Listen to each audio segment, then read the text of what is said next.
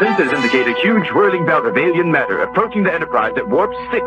Red alert. Repeat, red alert. Activate view screen, Mr. Sulu. What you're looking at, Captain, is the Romvian pollution belt, formed hundreds of years ago. Wasn't it before people became aware of pollution and began pointing it out? Exactly.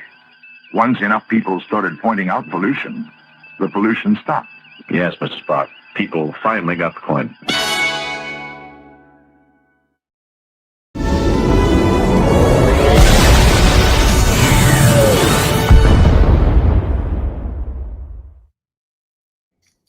We've made it. At least I think we've made it. Oh, God. We'll see how we're faring as we hit our final destination, where we're hailing us on the USS Warp Drive. We're live and we're raw again, beaming in one final time, but with our flag flying high-ish. After all, we have made it through.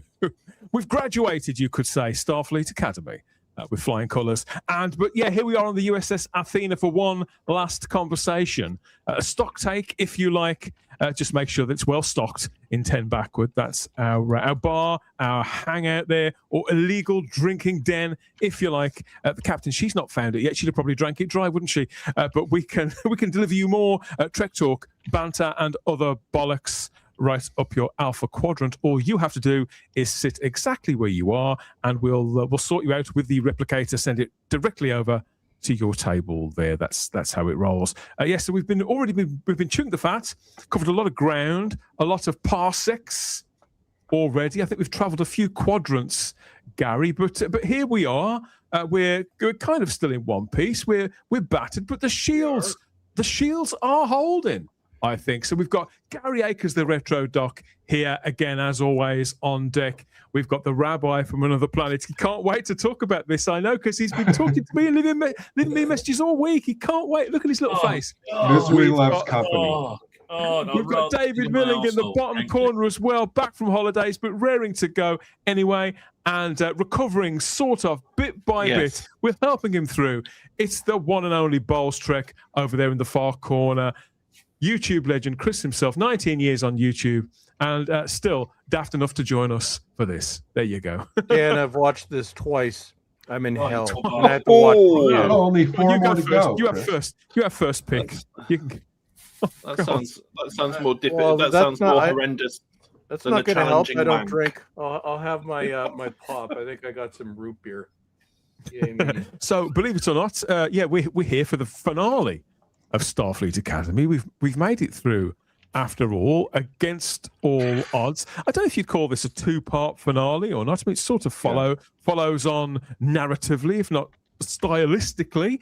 And I'm sort of celebrating the fact that it's over. The cast of Starfleet Academy, they were out celebrating the fact that it had been on at all, which, considering what we know of modern television, a lot of things don't get past the pilot. So you could say they've been very fortunate to get to the place where they could inflict 10 episodes of this on the viewing public as it is. So here they are. This is the cast at... Jesus Christ. What the hell? You know what? I'm having flashbacks to when I used to eat Hostess snowflakes as a kid. Wait, who's the vaguely hot woman on the end? She's the co-showrunner because you've got Alex Kurtzman. Well, there you go. You've got Alex Kurtzman at one side. Yeah, and you're quite right. You're quite right, David. So that's each showrunner. They're obviously sort of escorting the cast there, so they can't make their escape. They've probably got them under contract. I would imagine there's the various cast members of Starfleet Academy out on the RAS there. This is a screening of the season finale, and in front of an audience as well. Apparently this could just be a crowd from anywhere. They could have just snuck this one in. We've got to take it as their word that these people that's not real. were all there. If it was real, there'll be vomit everywhere. Dan, can you imagine if you were sitting in a theater behind that Sam actress with that hat? It's like, well, you would, good luck in seeing the screen if you're sitting behind her. I would love to ask her, what was the thought process behind putting that on your head? I'll tell you right now, Rabbi, what it is. He goes, I wanted to do what I can to make sure that I never get hired for another production in my entire career. She's come as a character from Super Mario. She looks like a dildo. Sure. I have a proposition. If you want to put that picture back up, and I'll tell you my proposition. I think we need to get help for Robert Picardo. Yes. This man is not in a good place, either physically or mentally. Something's very wrong. Let's pray for Picardo. I think he's gone insane. Yeah, well, that's a very firm grip that Alex Kurtzman has. Why isn't Genesis? Sorry, I was going to say, Dan, are the people holding up their phones, are they actually all texting in one, just saying, please send help? That makes sense. Well, here's why I'm not entirely convinced that they are genuine punters. None of them are in cosplay.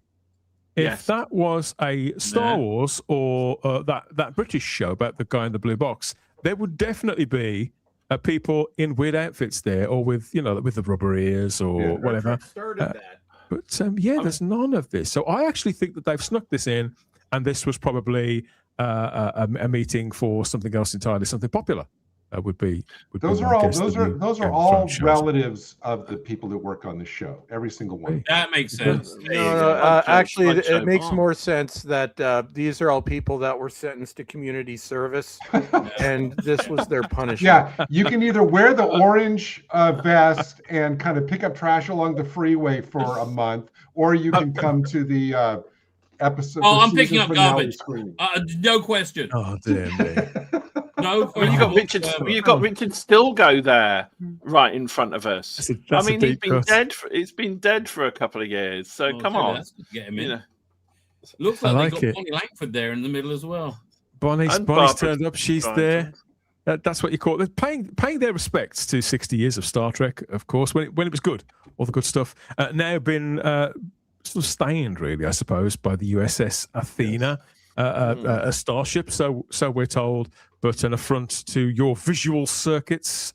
If you're, what was it, Geordie? Yeah, but if Geordie was looking at this in his visor, he'd have to adjust his settings, really, so he didn't have to stare at it for any longer than is necessary. Heaven knows what Gene Roddenberry would have made of it all. I think it's best if we don't fixate on that too much for the time being. I suspect he might be somewhat pissed, but there you go. This is Star Trek's 60th anniversary year. There's more coming, believe it or not. Heaven knows. I mean, it couldn't get much worse than this. You wouldn't have thought. Reactions have been largely discussed, I think, to this latest Star Trek TV show. But as ever, the 3 or 4 people who enjoyed it, they will make sure that that they think they enjoyed it. We'll be connecting with them out there later on. All forms of life. We'll be doing our survey to see what everybody's got to say. Of course we will. And to see what people's deal breakers were. This was probably mine, I think, when the captain lowered her buttocks onto an actual control console while her colleagues were working on really quite an important problem. She didn't seem fazed by it at all. But that's just the latest in a long line of insane calls through Starfleet Academy. There's more to come, of course. We've got another hour and 7 minutes worth to talk about. But the good news is it's the last lot. This is the last one, at least for, I'd say, about 10 months or so. And so we can smile and laugh it off, can't we? And know that brighter days are ahead. Is that the car from the Pink Panther cartoon? It's certainly around that time. I love that car. But it's sort of, because it's. Can we also, speaking of which, don't want to chip, but we're looking at Captain Kirk now. Can we all, give our fondest best wishes to William Shatner, who I guess had a riding accident, fell off one of his beloved horses when he was riding, and I guess totally wrecked his shoulder and had to go in this week for surgery. And at his age, I mean, no surgery is good, but that could have gone much, much, much worse. So all of our best wishes to William Shatner. Yeah, Big Bill. Absolutely, and the top syrup there as well. That is your legitimate actual Chad. I swear to God, the guy's indestructible. Who's on a horse at 94? Most of us are dead at 94. Well, but he's been a horseman his whole life. He has No, but I mean, like the fact that he was even on a horse at his age, I'm like, damn, this man is bulletproof. All hail he's an Shatner. Incredible man. We've got some pictures coming up from Shatner's week later on too, because it hasn't all been bad news for William Shatner. So make sure you stick with us for that. We'll put a smile back on your face one way or another. But first of all, we do have to go there and board the USS Athena to talk about this final episode of season 1 with him. Hello, I'm Robert Picardo, challenging you to design your own colony on Mars. If you're between kindergarten and 12th grade, you can join the Mars Millennium Project. Your mission?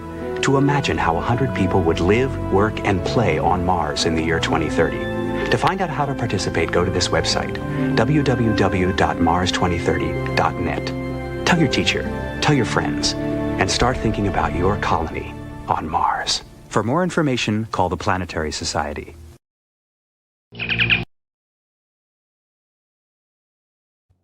You got like 3.5 years. Where's my Mars house?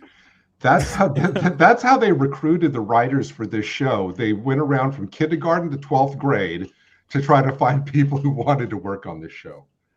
You could be right. You could be right. Obviously, it's been a few days since I saw the last episode of Starfleet Academy, and whilst for me it was one of the more memorable installments of this, I kind of enjoyed it. It went very briskly if I didn't stop or sit and think about it for too long. So that's the good news. Paramount Plus, of course, they've been premiering each episode every week. It wasn't thankfully they didn't drop it all at once.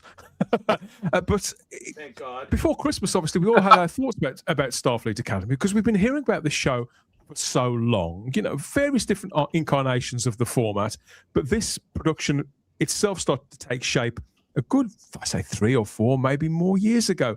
Again, it's the brainchild of Alex Kurtzman, and the more we saw, the less we liked, really. I think nobody had high hopes. The initial imagery didn't make us feel any more comfortable.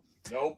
But throughout the last couple of months, talking about it, episode after episode after episode, it's been a very, very bumpy ride. But here we are at the finale, and I'm sort of weighing it up. The things that I appreciated, the things that I didn't, the things that I enjoyed and that appealed to me, that did capture my imagination a little, why did they work for me, and why did most of it fall flat or leave a bad taste in my mouth? I've got a high tolerance level, I suppose, Gary, for absolute hokum. I don't mind nonsense, of course I don't. And the plot that's led us to this finale, it was pure fantastical nonsense. And I think that on reflection, one of the reasons why I've struggled with this, and that I struggled with Discovery before it, and most of Star Trek Picard too, come to think of it, is because of, I think Chris sort of nailed it last week as well. We talked about how Star Trek has now left behind any kind of pretenses of being grounded in real science, and offering scientific topics in a kind of digestible and exciting way. And it's just going for flashy lights, for all intents and purposes, always weapons of mass destruction, and kids with superpowers would be what I'm taking from this. Episode 10 was no different. It's called Reuben Con, believe it or not, another ridiculous title. The teleplay was by Alex Kurtzman and Kirsten Bayer. The story was by Nagalando, that's the other showrunner, you're quite right, David, with Gaia Viola. So that's 4 different writers writing bits and pieces of this.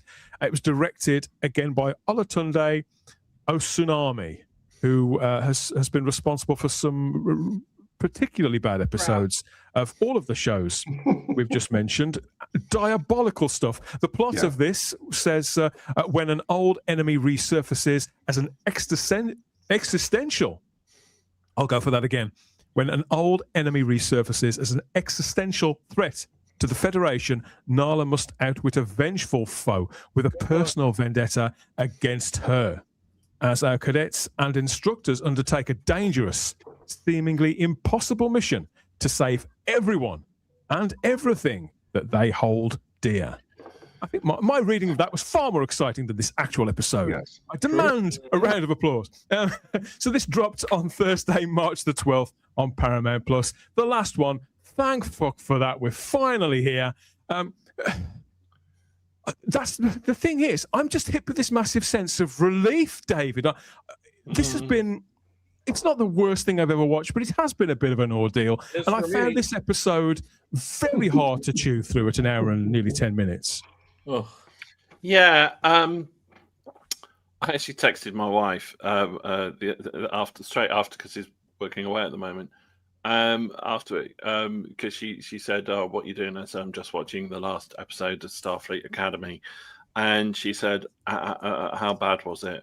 So she didn't even ask me how did it go, and I said it was very bad, and I fell asleep in it twice, and I said to her, at one point, the Chaz and Dave song "Rabbit" kept going through my head, because they won't stop talking. Why don't they give it a rest? They've got more rabbit than Sainsbury's, but they're incessant talking, and it was talking. Now, I can talk a glass eye to sleep, as many people on the panel can evidence. However, I just found this to be one long, boring example of exposition and speech, and let's resolve things by talking about it and by having no logical sense to what we're doing whatsoever. And it would just become really, and the whole the pirate who wants to steal a warp core in the first episode, and let's ignore the maths, or the complicated math, or as you would say in the US and Canada. Let's ignore the mathematics of the whole situation, which are completely improbable. But we're expected to believe that this guy who was just stealing a warp core wanting to steal a warp core to start off with, is now capable of mining the whole of the Alpha Quadrant.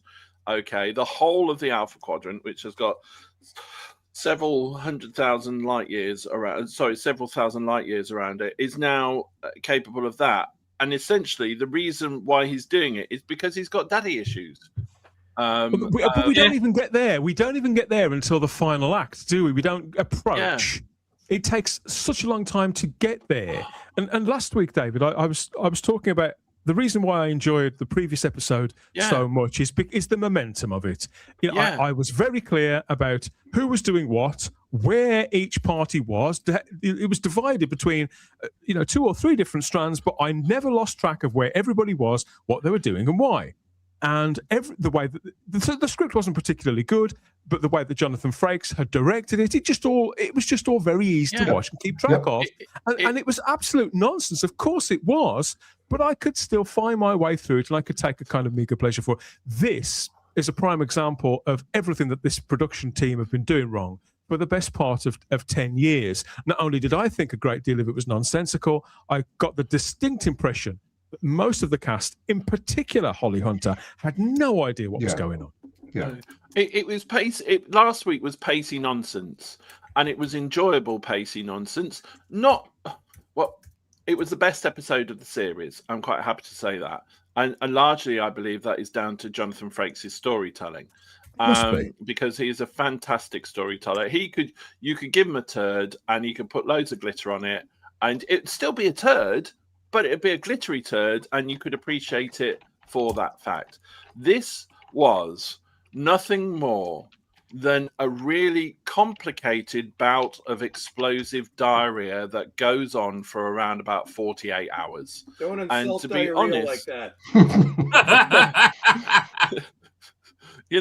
And to be fair, that I actually calculated in my life that I have probably had more bouts of longer hours worth of sitting on the toilet in not much great enjoyment. I think the big problem that I really had, it's one thing to change director halfway through a two-part story. I think that's foolhardy anyway. But the tone of everything changed so drastically as well. Yeah. It went from relatively high adventure to just feeling like it was stuck in the mud again with the dirt trapped in the spokes. There was no real energy to it at all. They lent quite heavily, I believe. They were trying to on Paul Giamatti and Tatiana Maslany, and they were both good in their respective roles. They turned up. I think they gave it their all, considering the material they were given. I think they didn't have. I don't. They needed to put in, Chris, as much effort as they needed to, given the fact that the material is of such a low caliber. Well, I have to congratulate Bob. For those of you who don't know, also known as Kate, Bob. We just call her Bob, and Bob's now a boy because that's Bob with his little boy haircut. I have to congratulate Bob on probably being the most unpleasant and bitchy character ever to grace a screen. Bob is just unpleasant. Bob is nasty. Bob blames everybody else for Bob's bad decisions. And the alternate title for this episode is 1 hour and 8 minutes of Bob bitching. Dear God, this sucked. I did not like this episode. And like look at the degenerate. Even he's like, I hate my mother. Well, you were the one that found her, dude, and now we had to listen to her for an hour. And Bob sucks. This whole thing sucks. Who designed those ships as well? The new Federation ships are absolutely. That scene where they're all crashing in at the end. It's like every single one of those ships was just like. Because how it moves along is that one portion of the characters get stuck in a typical Star Trek scenario. Don't they, Rabbi? It's like a submarine under siege kind of thing, a race against time. They've got to put a solution together to this existential sort of threat. You've got all that, the ticking of the clock, scientific solutions going on, standard Star Trek fare going on. And then the other half of it is what we've seen. We've seen Star Trek do courtroom drama lots of times over the years, from Court Martial and the original series right the way through. So they're leaning on Star Trek tropes in both quarters. But and you could say that there's nothing really complicated to doing a kind of a countdown thing. You've got to find the solution by X amount of time. Everybody's got to pull together. It's difficult to get that wrong. But the courtroom stuff... they made it. They worked that out, didn't they? They did get it wrong. Yeah, they did get Holy crap. The courtroom stuff is where the shape of the whole season, which is, that's the construct, isn't it, of New Trek. The shape, they've all got the arc format. Right. And so it's supposed to bookend the broader narrative and to bring those Paul Giamatti, Noose Backer, I can remember his name now, it's only taken 3 months. So Noose Backer and Caleb's mother, whose name I've already forgotten. But the idea is to bring those characters sort of full circle. Okay. And why is Tatiana Maslany dressed as a Keebler elf? I don't get it. Because she's very unhappy and she wants everybody to know she's mad because people didn't like But this is the problem. This is the problem, though, Rabbi. We're left to work out what could have possibly happened to her. And I have no idea why she's so... the first episode, I could understand what was going on and why. But after all this passage of time, and they're put in that court scenario, you think, okay, there's going to be a kind of a clash here of what each party wants. But the more they talked... like David said, talk. Usually when people speak and talk more, you understand more. You get deeper inside a character. I just got more and more confused as it rolled on. Yeah. Every time they cut back to the court, I couldn't understand what any of them wanted, why they were getting so upset. And so it gradually became a real chore for me to sit through this. Bob had to take responsibility for her own actions after getting a guy killed while committing thievery, and she's mad because she was forced to take responsibility for her actions at a Federation penal colony, which I'm guessing is very similar to a modern-day resort, and Bob was so offended. So the message here is you can do whatever you want, and you shouldn't have to take consequences for your actions, because that's a mean thing to do. And anybody that would punish you for that is a big poopy head, and we don't approve of that kind of thing. And so because Bob made bad decisions and Bob had to pay for it, Bob is going to make the entire Federation go boom, boom by blowing up their completely scientifically inaccurate landmine thing, which question. So the Federation is big, insanely big. And this has been asked before, and I will be asking it in my video, and I'll ask it now. So the Federation is massive, and you have to cover, 3 dimensions of said Federation. How does a space pirate get enough landmines to encircle the entire Federation? And it's not like the original show, real Star Trek, always had scientific advisors. It went out of its way to make sure that things are accurate. Whatever happened to those? This might be the most nonsensical, unbelievable plot I've ever seen in the history of so-called science fiction. It doesn't make sense. It doesn't add up. It's not possible. Also, oh yes, and I've renamed what the hell Giamatti Trumpy, so that's his new name. So how does Trumpy have his own news network? Like, none of it makes any sense whatsoever. I have to honestly. Hang on, hold on a second. Hold on.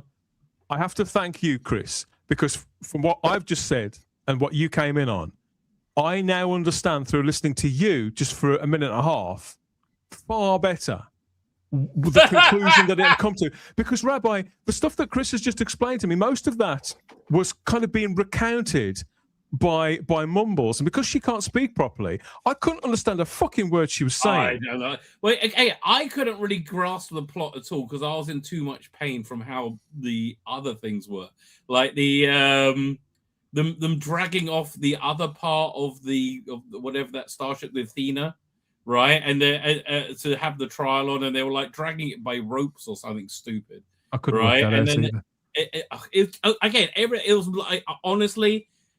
It's like trying to concentrate on the plot of something where you're having a large rusty spike shoved up your ass, right? I couldn't focus on anything, just because everything about this is so freaking. I mean, look at Holly Hunter there. She looks like she's like, I don't know, had a lobotomy. She looks like she's about to take a dump. It's like none of these people are appealing anyway. I see they brought back the Jem Hadar woman again, but now as a hologram. What's going on? But what Chris said is absolutely right.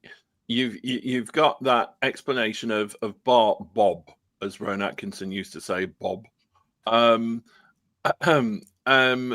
Bob has admitted that she went into that situation with the pilot and Trumpy armed, and that she would have taken necessary force if she'd have had to.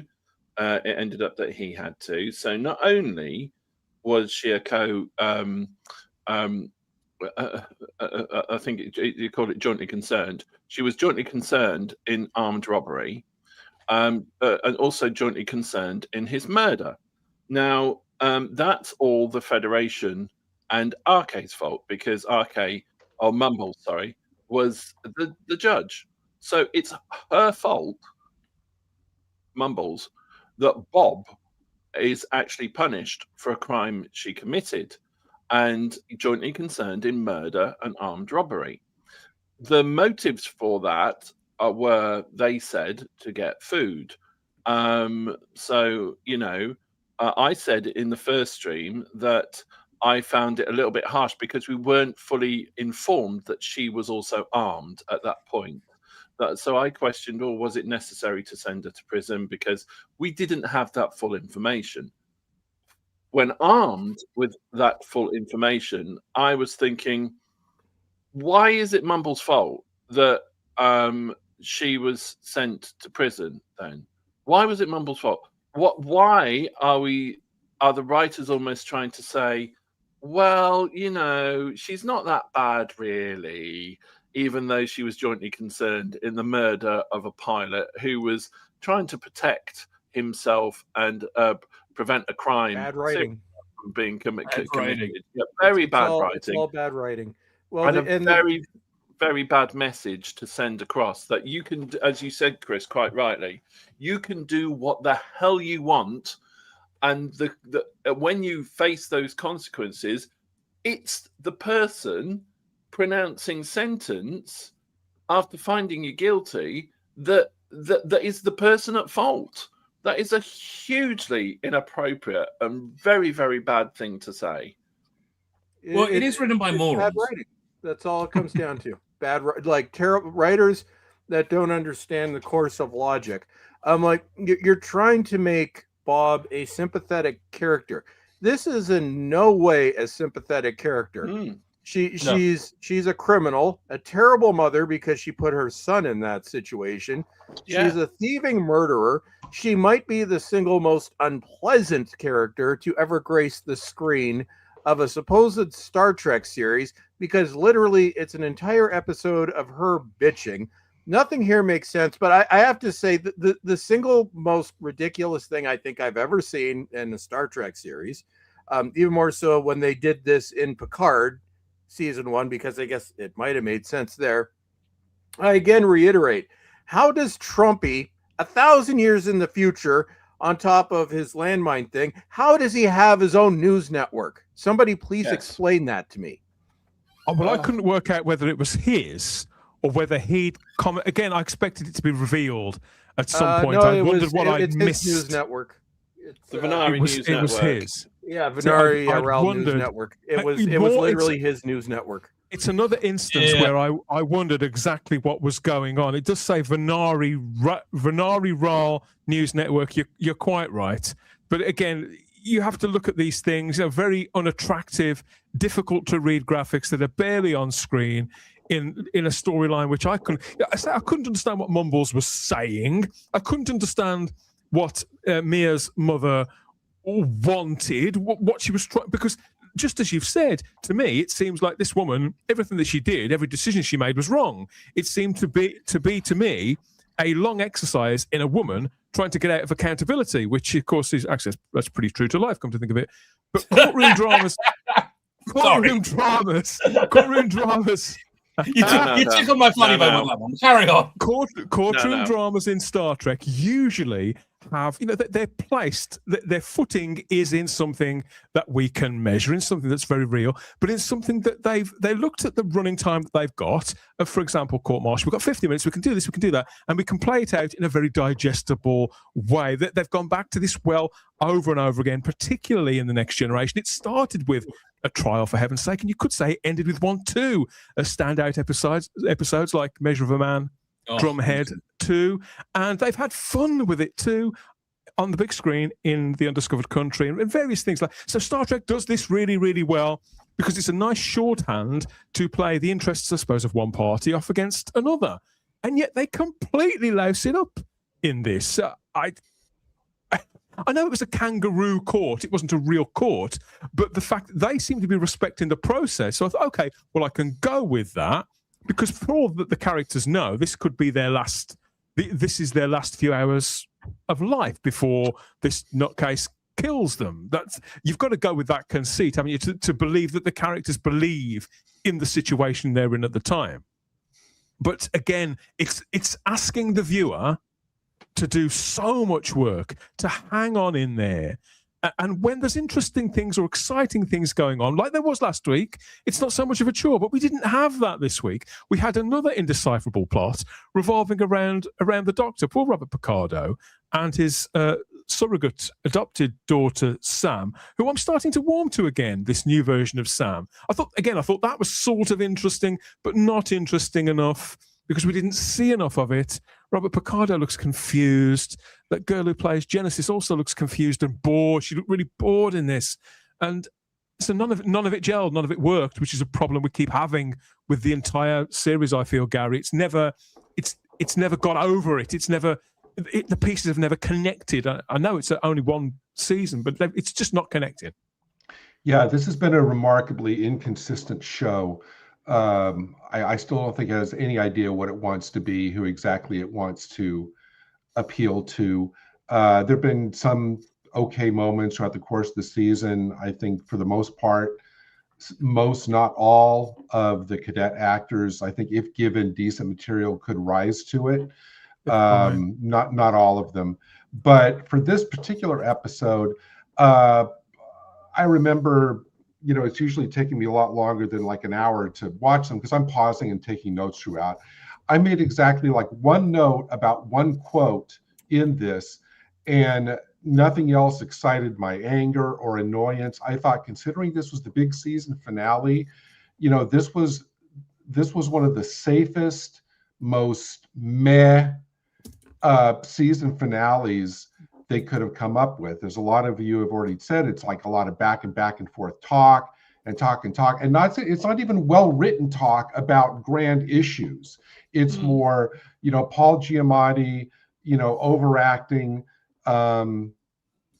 You'd think that Holly Hunter, especially if a scene like this, whoever you need standing there to represent the Federation needs to be like commanding. I mean, obviously, if they would have had like a Jean-Luc Picard or whatever, he would have wiped the floor with all of them just by his rhetoric. But her just standing there looking like this kind of like sad figure, just kind of taking it all, just, the whole thing didn't work. I actually think that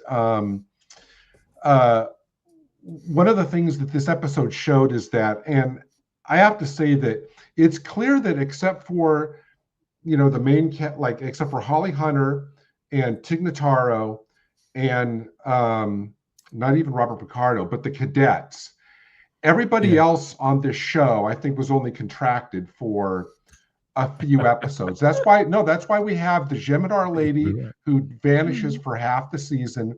That's why we have like the Romulan girl who I think is probably like still laid out on the floor of the bar, when Sam punched her, because that's the last time we saw her. And then even, but it doesn't make sense that they would vanish for a while and then show back Gary, up. Everybody from the War College has vanished, and the bridge crew. Everybody from, Kyle couldn't even be there for Jaden's big, you're in my family party. And speaking of Jaden, can I say that after going through the story motions to get him on board the Athena, he did nothing in this episode. Tig Notaro said, okay, you're going to handle medical. There's nobody sick, so okay, but you're going to handle medical, and that's the last we saw him in this episode. So I don't know what the story point was in getting him out there with all of them. I know the story point of the Beta Z Princess, because she had to be the one to get inside Caleb's head. Oh, and can we talk about you used the term superpowers before, Dan.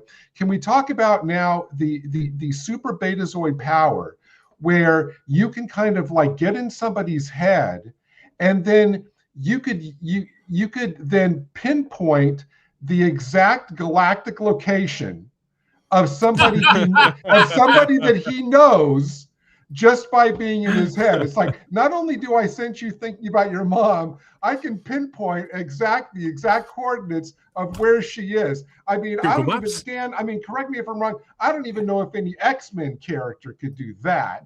But Gary, Jean Grey can do that. Gary, can I just bring your attention, if I may, just to for you to have to continue your rant, which is the best bit of that is that the scene started after the waffle that they had about it being a safe space and him liking it there and I actually made a note of this. He said, can't you do some of your betazoid magic to find my mum? Yeah. And she goes, it's not magic. And then 2 minutes later, she's performing said magic. Yeah.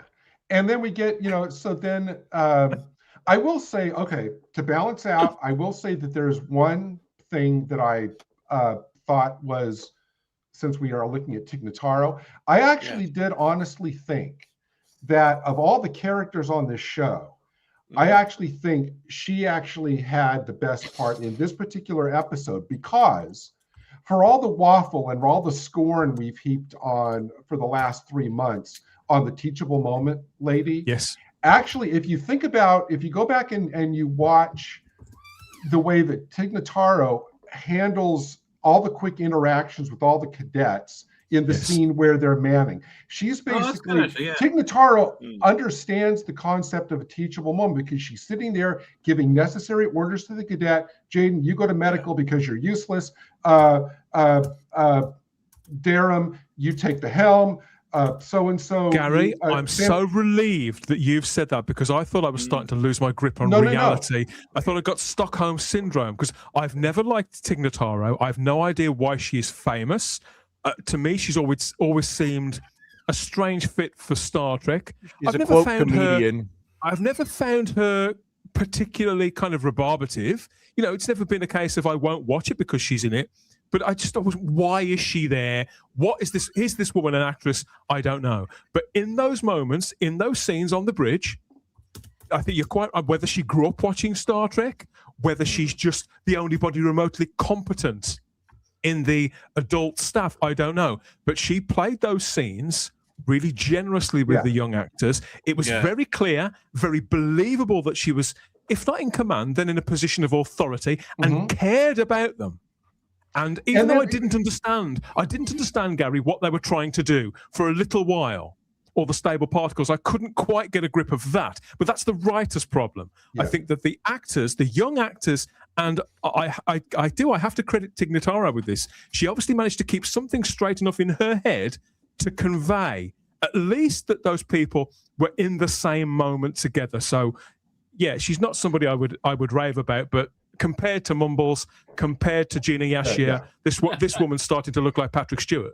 She's the only one who, in that moment, especially, you bought her as a teacher because she's saying, okay, like, for example, Darren, you sit down there and do that and ask him a question. And he gives kind of snarky answer. She goes, okay, I could have done without the attitude, but exactly, good job. Nice. So basically, it's that combination of you can affirm them and chide them in the same moment when necessary, or Genesis, you do this, and then, sometimes, slap them back a little if they're needed, but affirming them, I thought, wow, that is Gary. If they removed Holly Hunter, and everybody else, and in fact, put them all on a training ship for a year, with Tig Notaro leading them, I'd watch that.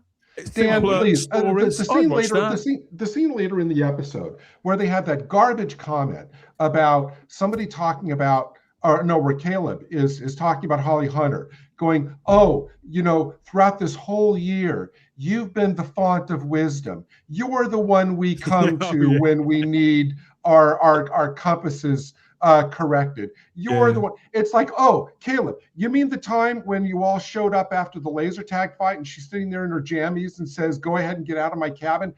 When did we see, Dan, them coming to her as the 400-year-old source of wisdom that apparently impacted Caleb? That was garbage. But what Tig Notaro did in that scene, that was actually being a good teacher.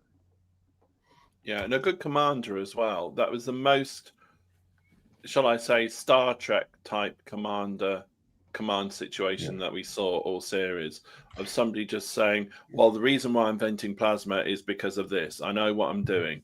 I'm doing this because I'm doing that because I'm just, lose the attitude, I'm not a captain. And before I finish my round, I want to applaud Chris for his very, very good point about the mom.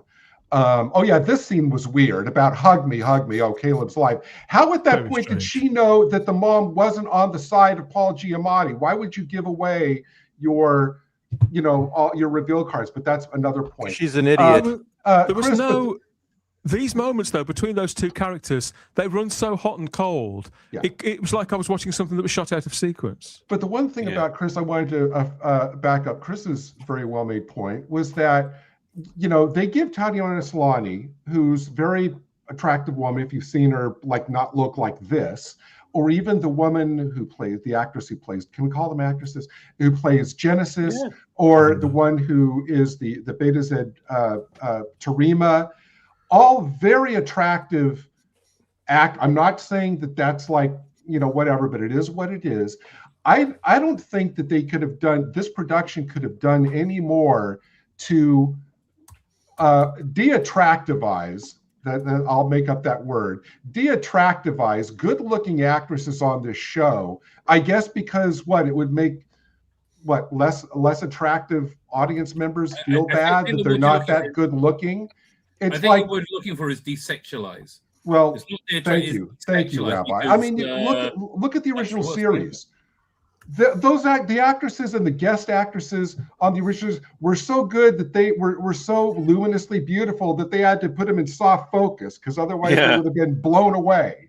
But here, it's like they can't do more to just make vanilla everybody. There can be no really attractive women on this show. It is strange what the rabbis just identified, Gary. It's that because in this we've had bedroom, we've had love scenes, we've had bedroom scenes, moments of intimacy and borderline sort of partial nudity for Star Trek in this. So they don't seem to be backward and forward in showing us intimate moments and talking about hookups and that kind of culture, Rabbi, and yet the idea of sort of sexual allure, attractiveness, they seem to find that awkward, difficult, awkward is a very good word.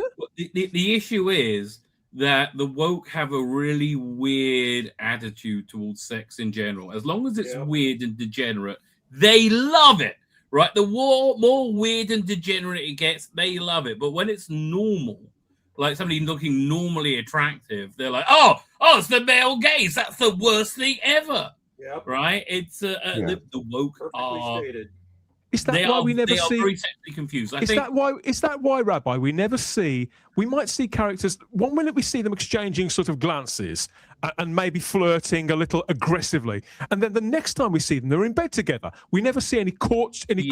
Okay, that's because it may not have been a good idea for the last 20 years to raise a few generations with unlimited free porn, right? That may have screwed things up a little bit, right? I don't know, but oh my god, all those Starfleet ships, they're all so fucking awful. Also, one more thing to Chris's point about the math. I think, David, if I'm correct, as far as the math of this goes, you said improbable, and you used the word improbable, and Chris used the point unlikely or something.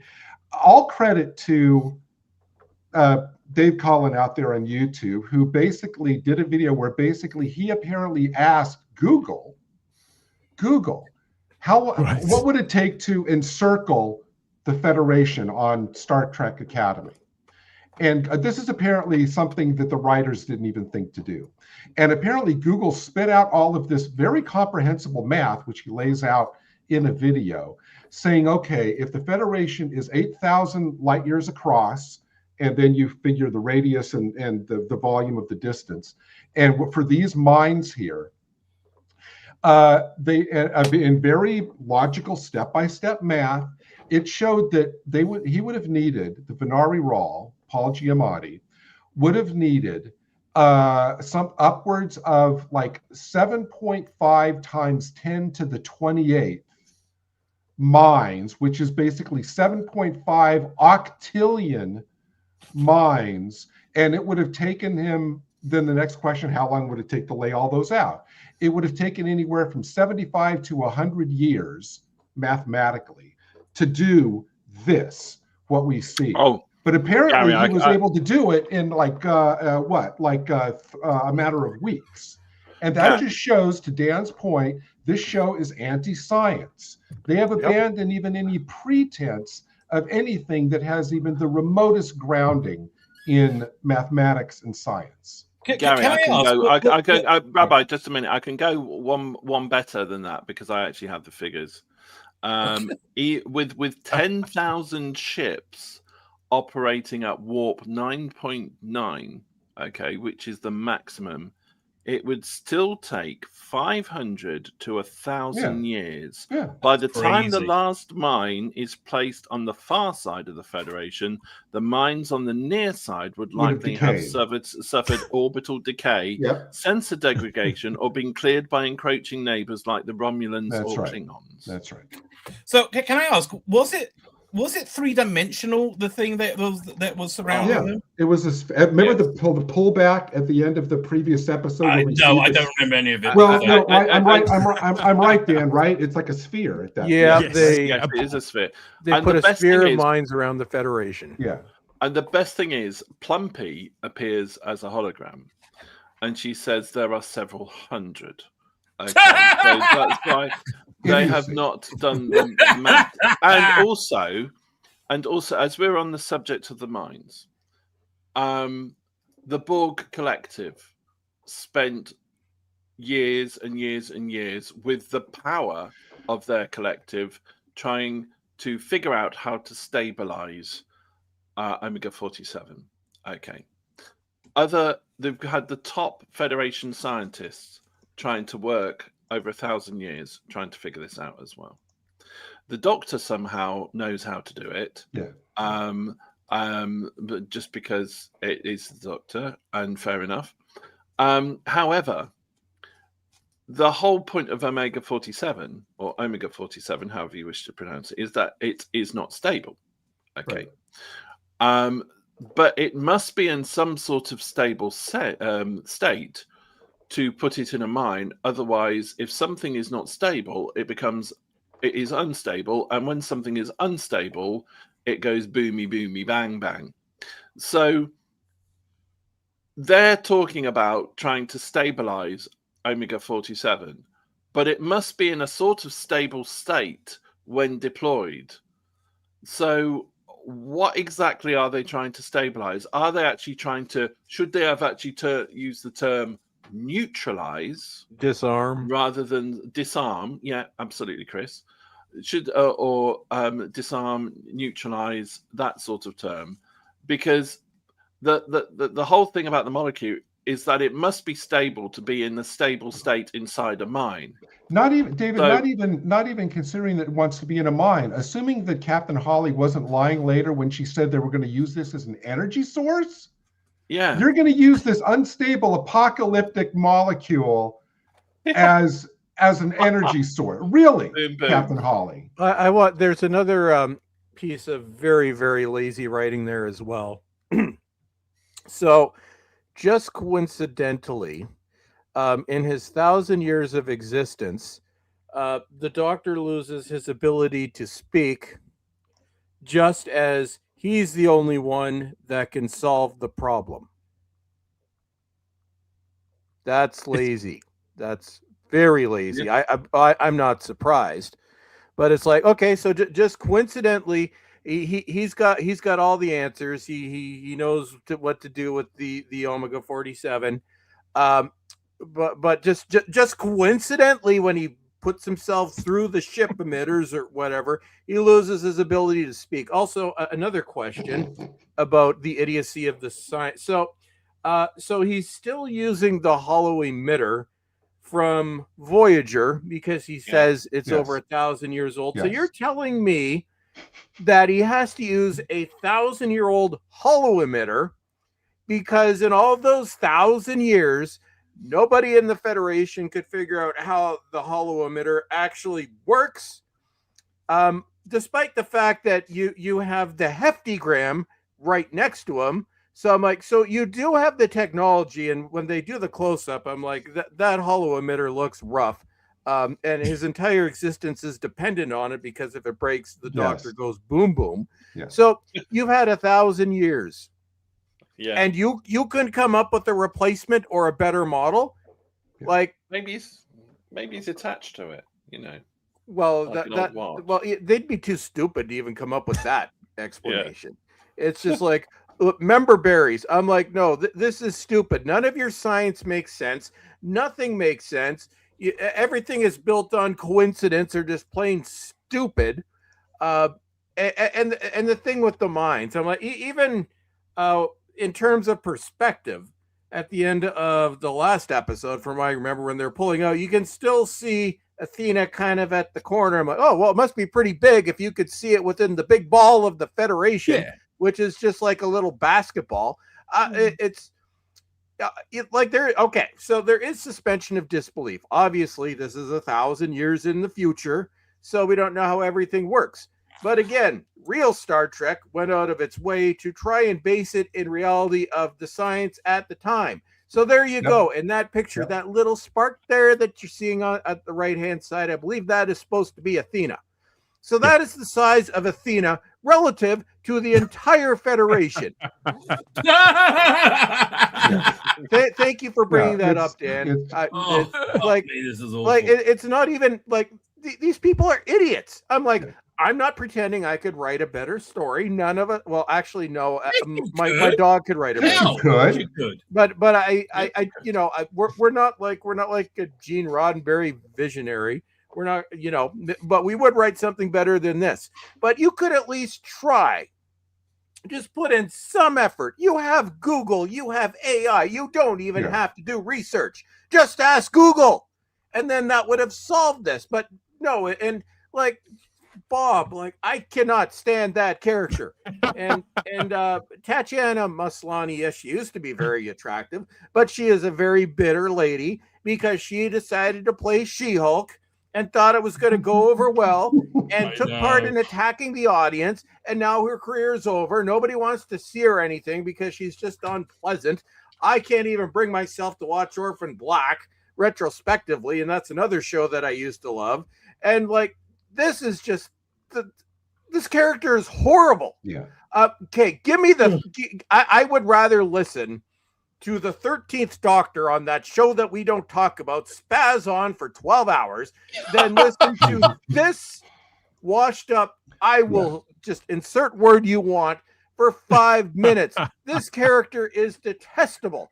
And every time I stopped it on her when I was writing my script, I'm going to have so much fun with screen caps tomorrow because she just looks so miserable in every frame. This is more bad writing. This is not a sympathetic character. She is responsible for everything that's happened to her. And what happened to her was that she got to spend a few years in a Federation prison camp, which again, like golf course or vacation resort by this point. And then she's like, oh, it's been terrible. No, it wasn't. You needed to be shot out of an airlock. Chris, it can't have been that bad. She got her hair done regularly, very obviously. Well, and Chris, she escaped. It's like, let's forget that inconvenient plot point that she escaped from. She wasn't about to be released. She escaped with like 10 years still left on her. But apparently at the end of the episode, it's like, barely an inconvenience, because she's going to be going off on her own. Nice Bracker actually sprung her. Another thing I wanted to ask you about is I know this might seem like a weird thing, a strange thing to fixate on, because it doesn't really matter in one sense, but every time they panned back or moved around it, I couldn't help but notice the atrium of the Academy, the wing section that they were holding this trial in. And it was obvious, it was strange during every scene, but when they pulled back, it was stranger still, in that there were just there was random crap that was on fire. Dotted here and there. It would make no sense. Rabbi, the fire never got any bigger. Nobody seemed concerned about this fire. And it just seemed to be indiscriminate bits of shit. They weren't actual pieces of the set. The set was all fine, because obviously they've got to clean it up for when they're going to use it for the next season. It looks so superficial. Superficial. I think it was in their heads, they were going to make it super dramatic because this safe space they've had of the Starfleet Academy has now been invaded by the evil it's like Mad Max. Paul Giamatti, right? And it looks like the set of a cheap kind of new punk video from 20 years ago, Green Day or some shit like that. Yes. I wasn't probably what this guy's used to doing, the director. That's probably what you broke your teeth on. And I got to say, Chris kept talking about the fact that all of this is like 1,000 years in the future. No. It's 2026. This does not take place in the 32nd century. This is in 2026 because why then is Paul Giamatti referring to the Pledge of Allegiance? Which how would he know about something like the Pledge of Allegiance to use in comment and then use a phrase like, come on down. I guess the Venari Raw watch old reruns of The Price is Right, so that he can go, come on down, Caleb's mom, and it's like, oh my God, these writers, that is them indulging an actor, a performer, because they know they're lucky to have him. Letting him whistle the Star Trek theme tune while he was walking around a set in his first episode. I'll just let Paul do what he wants. He's turned up. I don't know, Dan, if you were going to bring this up, you could have. I'm sorry if you were probably not. I haven't made any. I have to. All right, about this. we have to talk. I have to go on just for a minute about the whole "I have to pee." Oh, God, we forgot about that. Right, yeah, sorry. So, and if you go to, I read something about, like, one of the writers was talking about that line. I thought I got to hear how they justify that. So basically, their fallback position of the writers about every criticism of anything the cadets have done all season has been, they're not even full ensigns yet. They're still learning. That is their fallback excuse for literally every criticism across the board. So they're saying, well, Genesis, is not a full captain sitting in that seat. She's still learning. So she can, say that I have to pee. She goes, the writer said this, I know that in the writer's room, when somebody is getting ready, when we're about to go on I'm not kidding, Dan, when we're about to go on a Teams call and discuss stories and we're about ready to go, somebody on the call might say, I have to pee. Isn't it great that that's what they're using as inspiration, to add to the scripts? To make the 4 or 5 people they work with laugh. And everybody else just scratch their heads. So their fallback is that, of course they can act like immature, self-centered little kids who make everything all about themselves. Oh, because they're still learning. Okay, then, writers.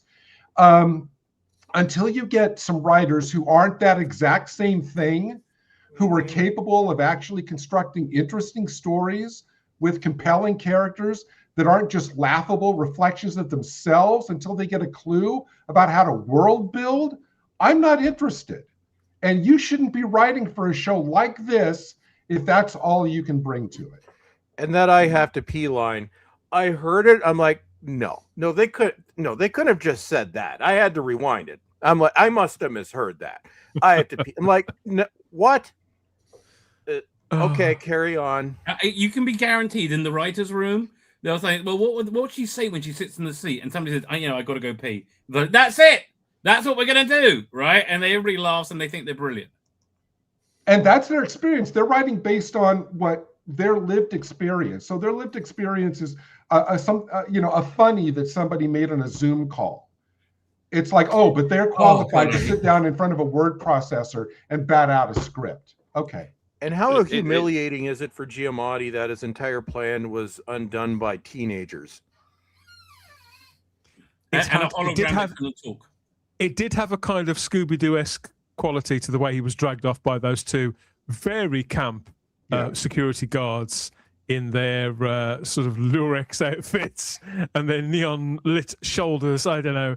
I just found it all bizarre. I thought this episode was very strange. Paul Giamatti, he's been very coy about whether he'll come back to this character in this series. I think we can safely say if he's not in season 2, there's no... I can't see it. He's done. The big bad, the big bad, the big boss of the bad is going to be the degenerate's mum. And what they did... No, she's not in season 2 either. Isn't she? Is she not? No. Oh, well, apparently not. I don't know, but supposedly I assume they'd make her the dinner lady at the academy or something, David. I thought they'd give her a job. Absolutely. David, you know what season 2 is going to be? Season 2 is going to be about the invasion of the warp slugs. They're all going to come in and attack the Federation. Oh, and we can't let this go by without saying that hopefully the saga of the Talaxian fur fly, which we've gotten every single episode, is finally over, I guess, because it mated with itself now. No, it's gonna. I honestly, Gary, as soon as I heard that, because I hate Colbert, and I'm so tired of the Talaxian fur fly joke in every episode. As soon as that came up, I almost threw my remote at my TV. I have to say, anybody listening to this Anybody listening to this, David, who hasn't seen the season finale to season 1 of Starfleet Academy, Rubicon, do you think they could be stimulated to go and watch it, or maybe do you think we may have put them off? I hope so. It's our civic duty. I would say that if you yeah, Chris, if you value your sanity, okay, if you value your life in general and your well-being, just go and look at a wall that has recently been painted and watch it dry. No. That's get more excitement. That's inaccurate. You're giving it too much credit. The wall doesn't have to be recently painted. We don't need to watch it dry. You're better off to watch paint after it's dried. Yes, I think that's too passive. If you want to go and watch the show, this only works for men, unfortunately. Pull out a drawer, right, in the kitchen and filing cabinet. Take your knickers off, right. Drop your testicles into the drawer, then slam it shut, right. And then hopefully the urge to watch it will fade away. But what kind of hobbies have you been getting into? I have a quick question for Rabbi. Rabbi, who I assume, I don't know, but Rabbi, I'm going to assume you're fairly adept in the kitchen, right? I mean, you're probably a good. I mean, you could probably slap together a decent dinner for all of us, right? I mean, I probably could. My wife generally doesn't. All right. So, Rabbi, explain to me the only thing that I took a note about this entire episode. Explain to me the quote then. It's an algorithm, not a pineapple cake. It takes time. Now, I don't know if you've ever made pineapple cakes, Rabbi, but I don't think you can slap it together in an instant, right? So could you explain that quote to me? Because it's written by fucking morons. That one. As a keen baker. Fuck them in the arse. Oh, God, I hope they die quickly of radiation. I was going to say cancer, arse cancer, but no, I hope they die of radiation poisoning because it'll be quicker. Fuck them. As a keen baker and cook myself, I can honestly say, Gary, that it not only does it take time to make a good cake, but it also takes a lot of practice. It also takes a lot of skill, and it also takes any sort of cake. Really, you have to follow a recipe. You have to weigh everything. It's a very scientific process, baking. So it is something that needs to be done with a lot of care and preparation and everything like that. So that quote is bollocks. Okay, mainly, and I have to say, if one thing that does bug me is from social media. Sorry, I should be more sort of specific. Is that when anybody comes to praise, because it does make me laugh seeing people praise this, because I just think it's bizarre, isn't it? I really do want to know what's going on inside your head, but then I sort of withdraw from that thought and think, no, I don't want to know what's going on inside your head. The word is from a psychological point of view, because they always start off with, I am age X, normally over 50. Okay, I am so-and-so old. I have been watching Star Trek all my life, and I absolutely love Starfleet Academy. And I'm just thinking, why do you have to tell us how old you are, and why do you have to tell us that you've been watching Star Trek all your life? Because I'm just thinking, it's called deflection. Are these people bots? Are these people paid? Are they friends of the stars? Are they related to the somehow? Here's my theory. Hello, Mr. Creepy 50-year-old. We found out some stuff.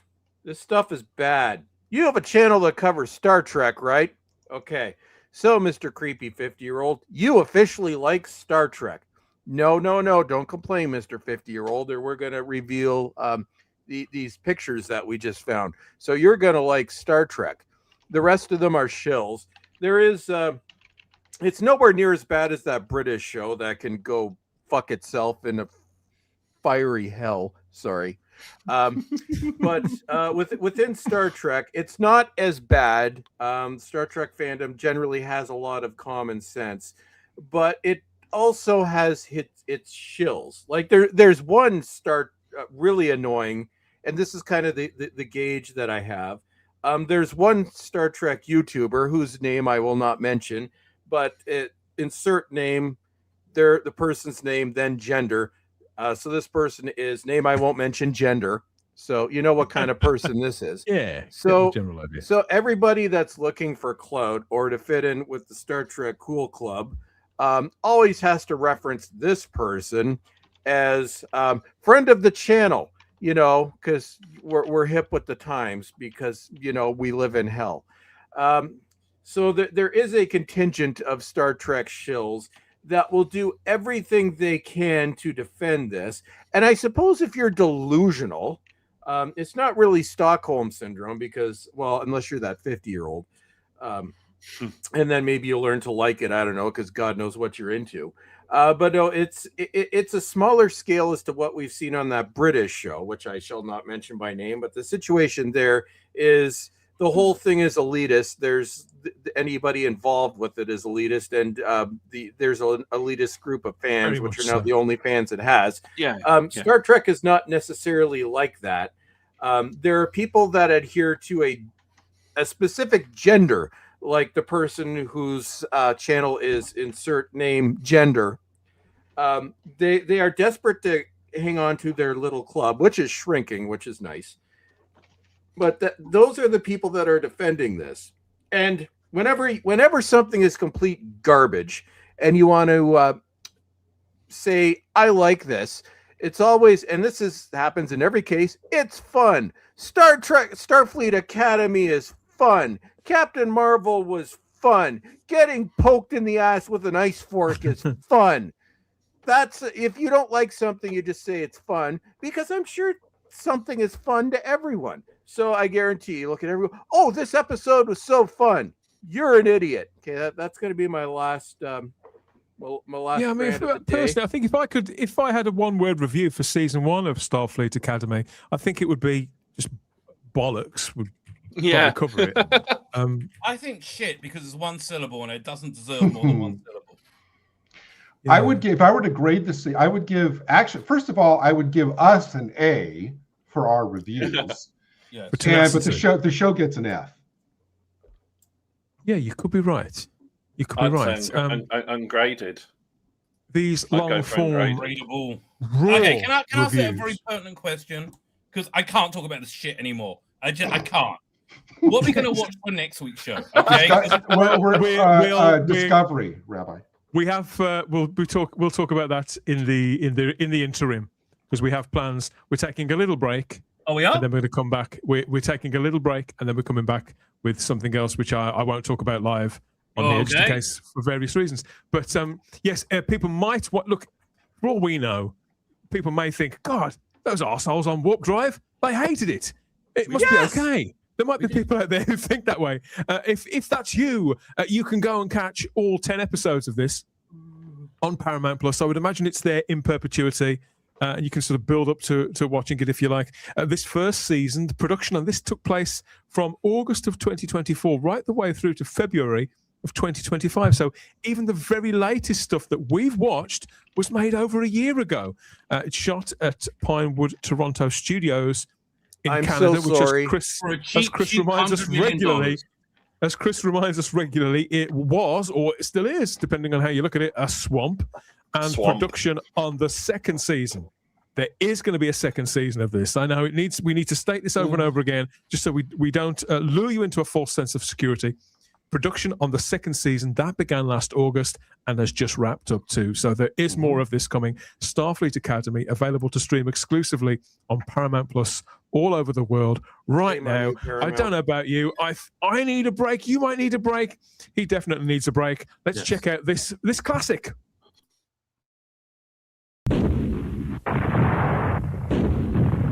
Meteorite storm. Scotty, beam us up. Scotty! Don't worry, Captain. It's only a shower. me to Brawley, you wally! Beam us up! Captain, I haven't got the power. Try, man, try. Power! More power! Man's power, man.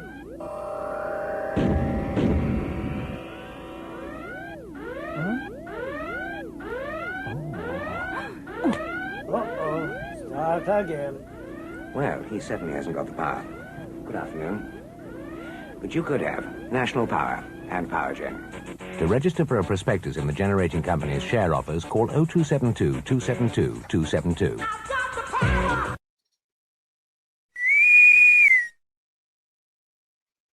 The curly syrup. The curly syrup. I think that's probably my favourite of the adverts that we've been playing regularly over the last 2 or 3 months. Because it does feel like a minisode all of its own, doesn't it, Gary? I really like it. I've you know what? Before for the last 3 months, I was not familiar with, I don't think, really any of the ads that you put up. So I've loved them all. There's more. There's a hell of a lot more.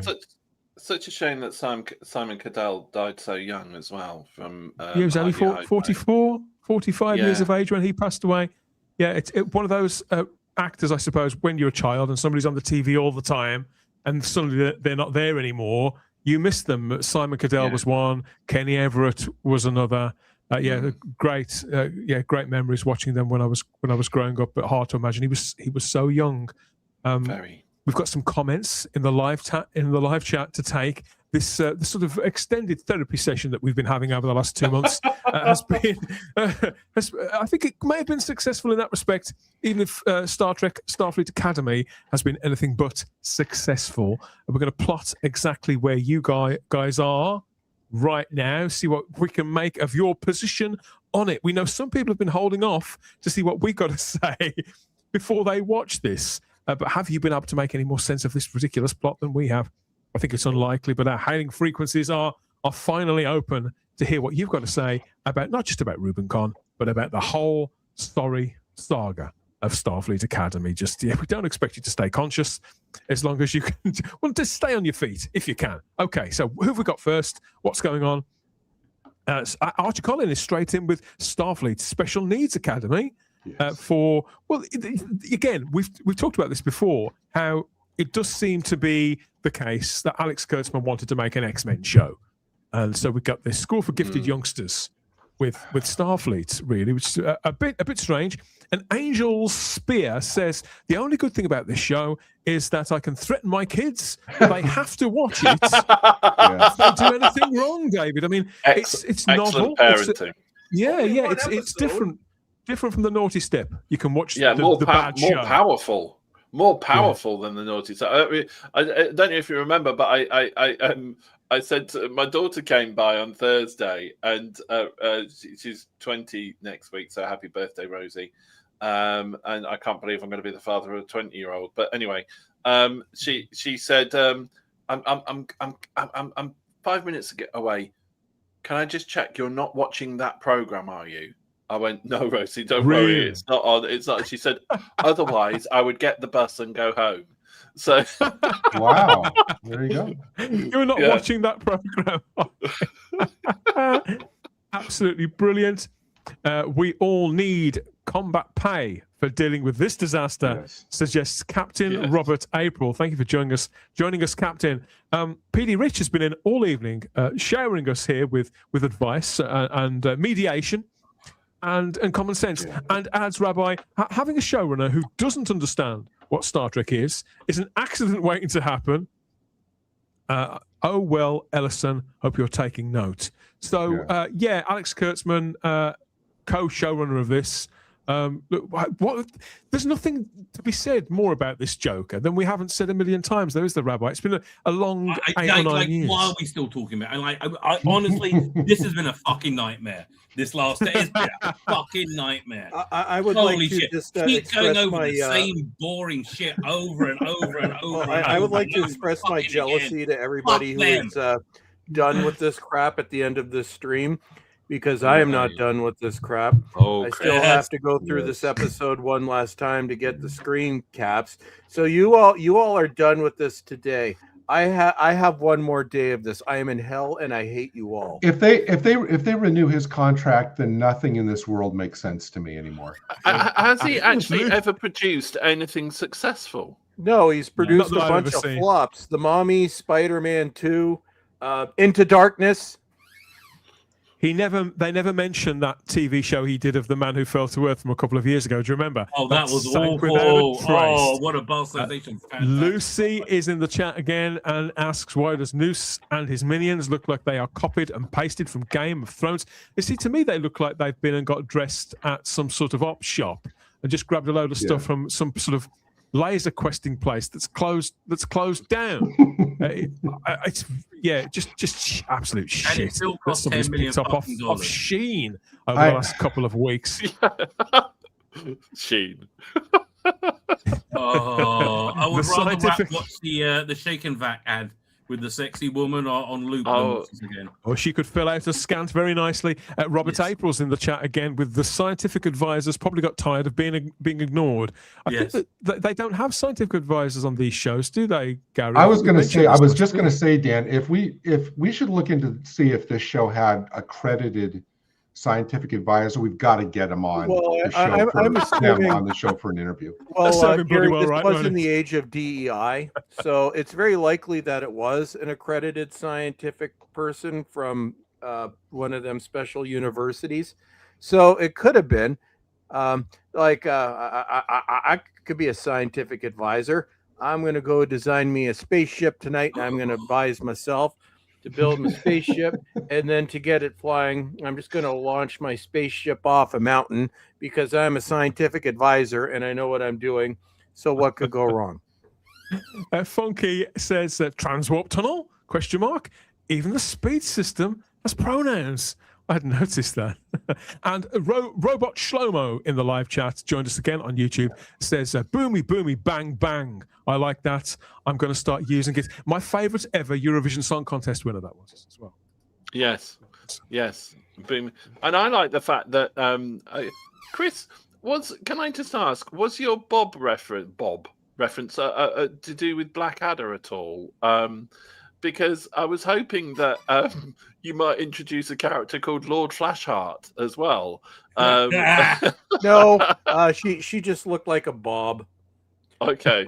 And I would like to congratulate Bob from House Near the Cemetery for no longer being the most annoying Bob in history. You've been dethroned. So there you go. House by the Cemetery, Bob. And if you don't know what I'm talking about, this is the most annoying thing ever until now. So we have a new annoying Bob. So congratulations, Bob. You are the worst character ever.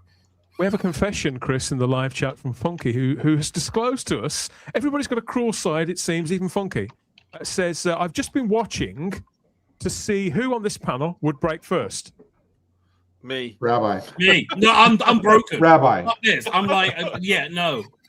Oh. Okay. I'm like, if you put me in a Mexican jail, right, over the weekend, and now you pulled me out. That's where I am. Oh, God. Violated in every way humanly possible.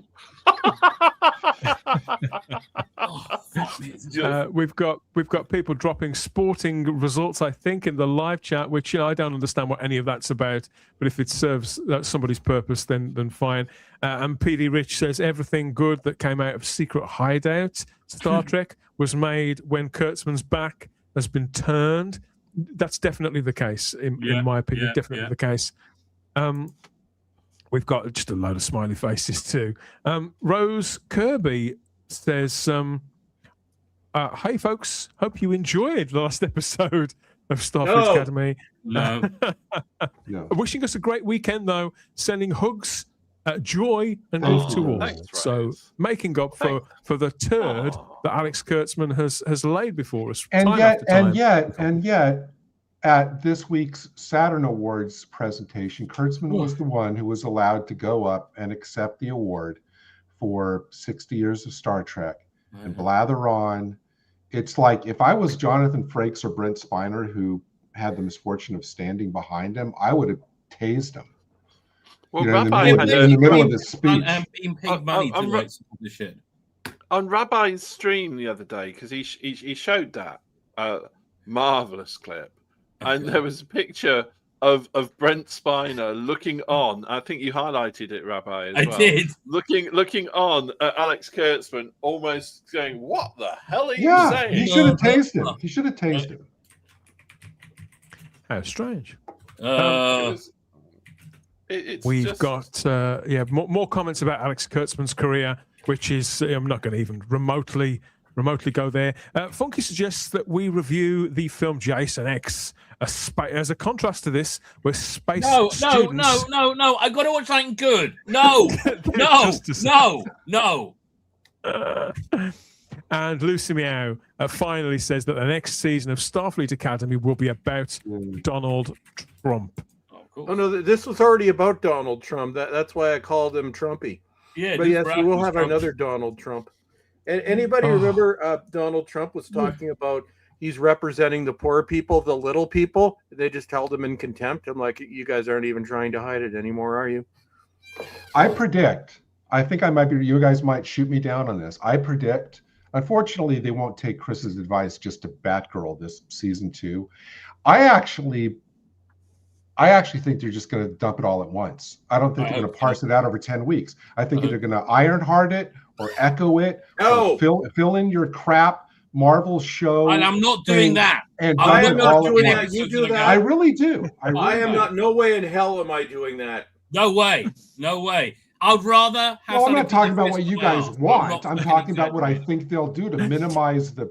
And I would rather watch somebody stick their fist up Rabbi's ass. Well, that's a new pay-per-view segment on my channel. Look, I've had an eye on the view screen for a few days, so you don't have to. And there is something that has been in circulation to help people like us now that we're at the other side of this ordeal. We can claim this and sort of post it wherever we need to, so that our loved ones, your daughter, for example, David, she may have been concerned for your well-being, and you can now deploy this meme to mark yourself safe from having watched that awful show. Well, apart from Chris, we should put in brackets. But yeah, she was very. To be fair, my wife and my daughter were actually concerned for my well-being. They said, "How many more have you got to watch?" And I said, "Thankfully, this is the last one." And they just went, "Good," because they've noticed my mood sort of drop considerably. As Thursdays have been coming around. But one interesting thing, now my mum, who I've said before on the stream, got me into watching Star Trek, who has watched all and every Star Trek series in her 75 wonderful years. She saw Discovery all the way through. She's seen Strange New Worlds all the way through. She Lower Decks all the way through. She is an aficionado when it comes to Star Trek. She quit this series after episode 2 because she said it was meaningless nonsense.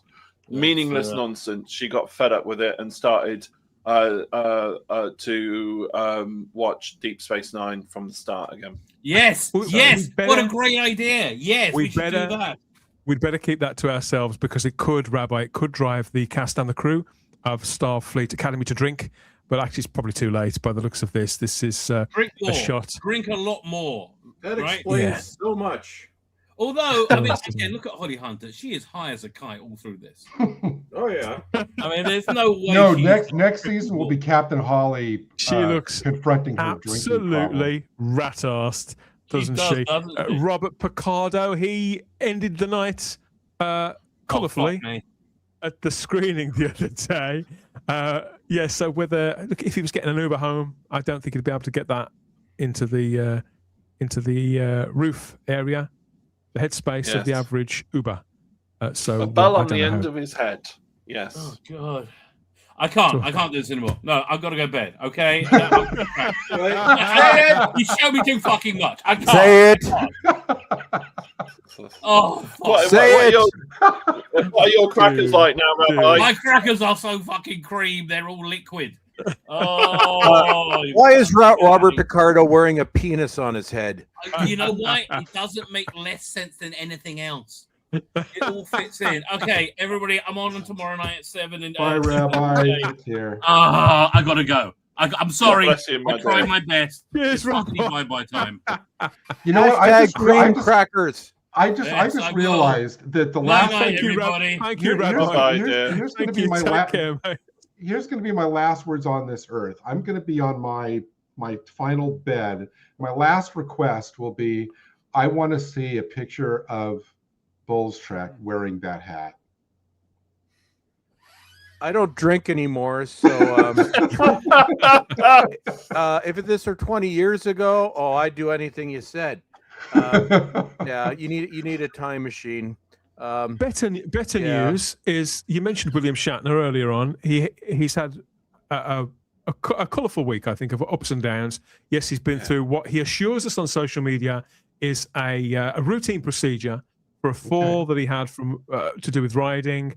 But a few days ago, he was at the Saturn Awards to pick up this special award, one of several awards that were sent in Star Trek's general direction.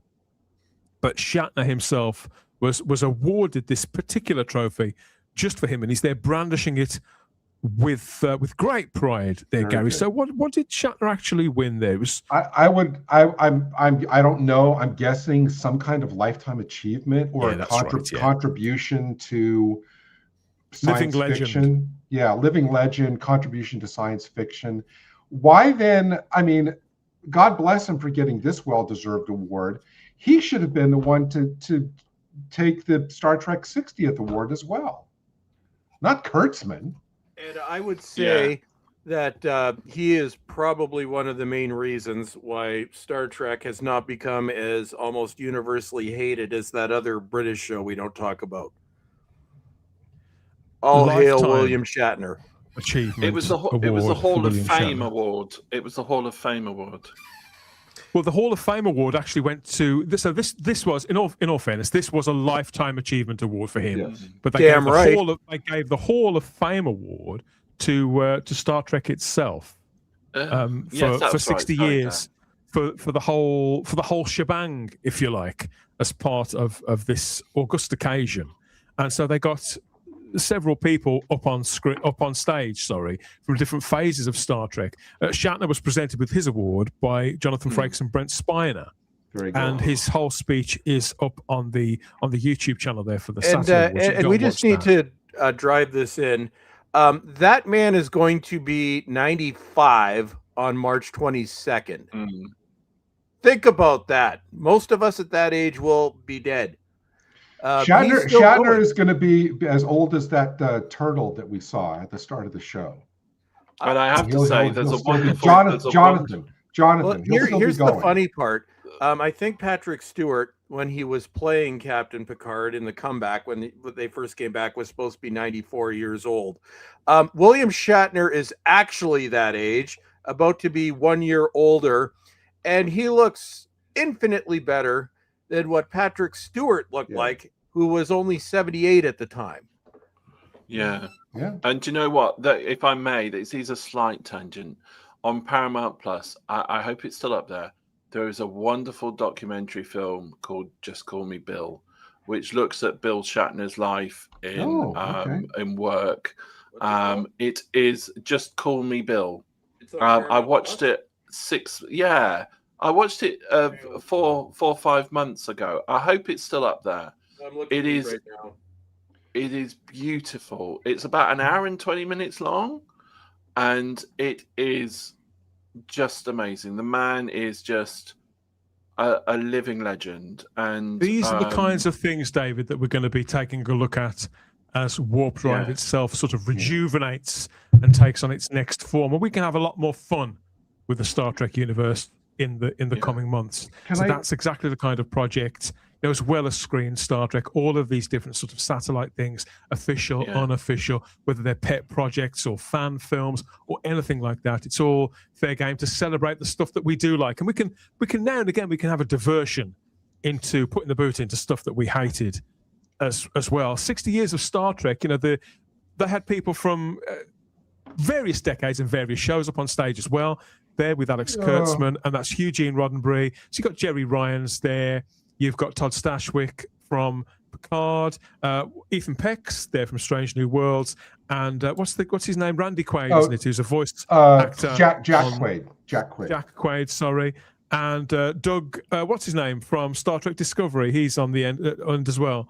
So a good mixture of people there from shows, some of which we actually liked. So it could be worse. It could be worse. I don't think Genesis is fine to be there. Don't let Sam on the stage. I'm sorry. Can I just say that well deserved? Of course, when we think of Star Trek, we immediately either think of either William Shatner or Leonard Nimoy.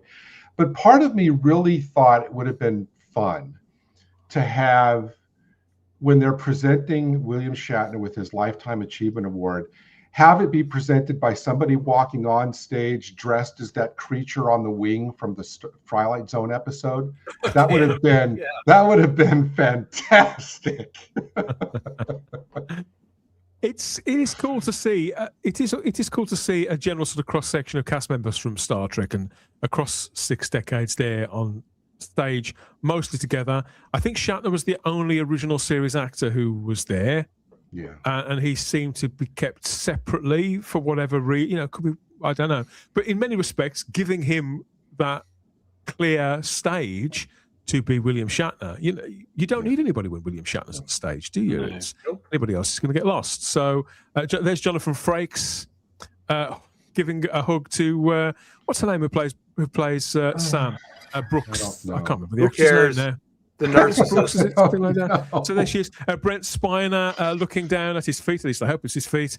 As I think this could have been after the fact, being interviewed by Screen Rant. Good God, I'd assumed that Screen Rant couldn't string 2 sentences together. So that's quite surprising. But there they all are in the sun. I do like Jonathan Frakes. I think he's a good egg. I got to plug the Frakes Spiner ongoing podcast. Hugely enjoyable watch. So I think we should definitely be taking a look at that as well. I was a little worried because, as you know, I bailed on Star Trek Discovery. I think it was about halfway in, something like that. I took my bow. I exited the stage, and I'd heard that there would be a cameo from the Discovery in some way, shape, or form in this. So the idea left me completely cold, and I was kind of braced for what very little sort of investment I had in this to be blown. I didn't see the Discovery at all in this, but apparently it was there. Well, they named. Oh, it was okay. I mean, I know they name checked it as to why it couldn't help. I never saw it, but apparently it was there, according to this infographic. Wow. So it's been so Discovery has been downgraded to the corner of a screen in one shot. Your cameo was Tilly because for some reason they think everybody loves Tilly.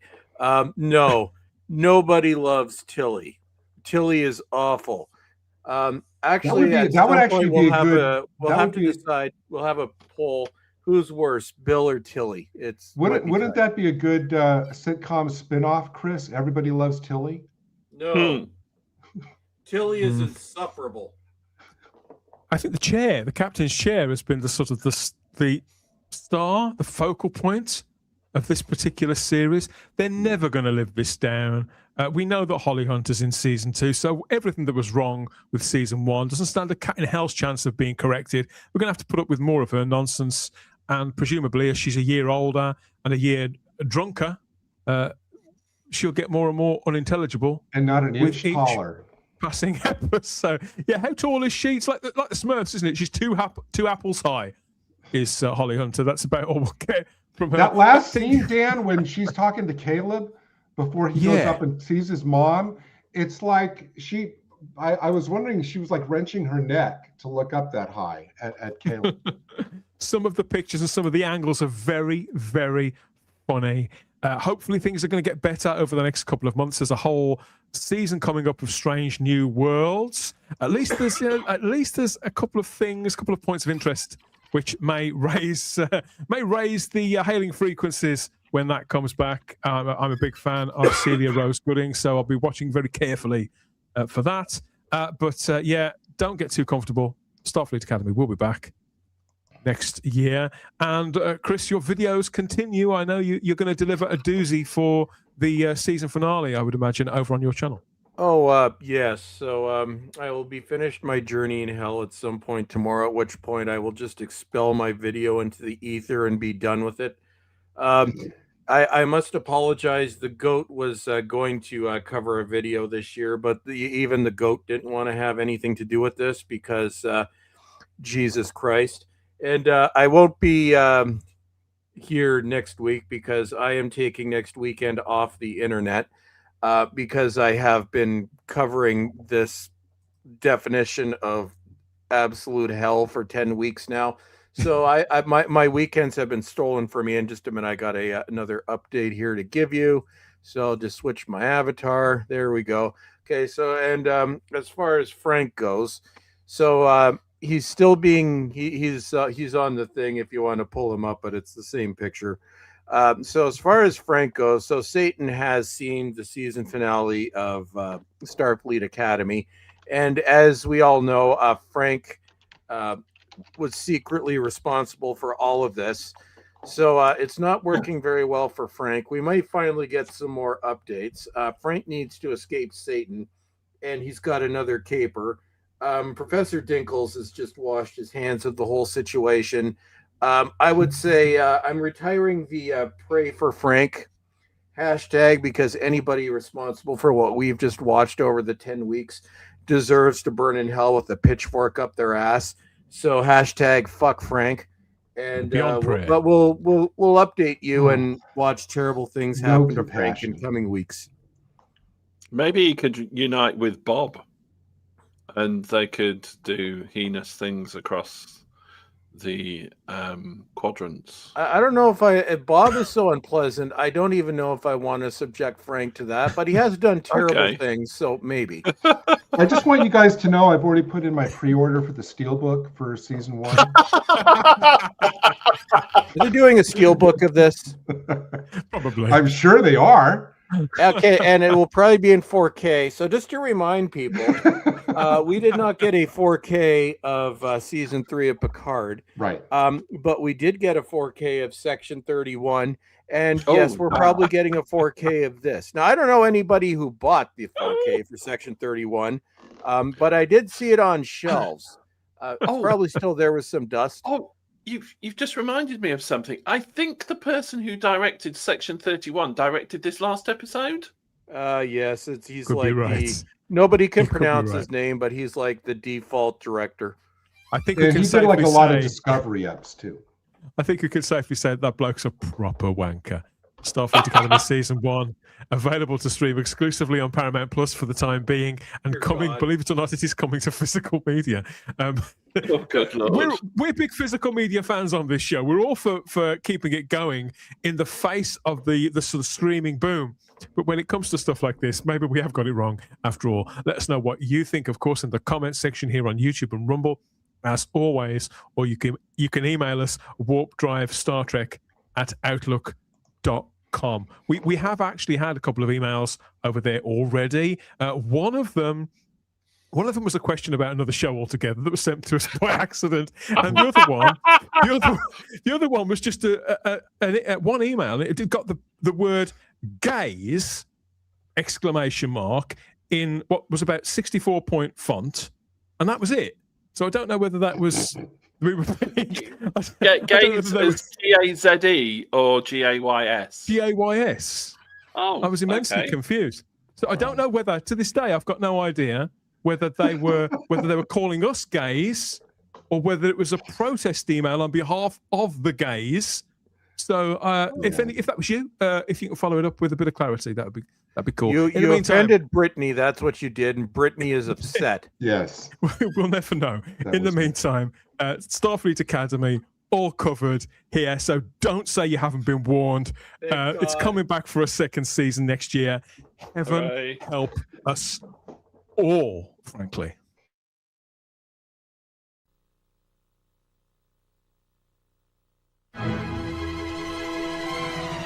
I am Captain Jean-Luc Picard of the Enterprise. Captain James Kirk. I'm Commander Benjamin Sisko. I offer my services as science officer. McCoy here. Scott here, Doctor. This is Commander Riker. There's something you need to know. Relax. Good idea. I don't think you'll be disappointed. Welcome aboard. Fire!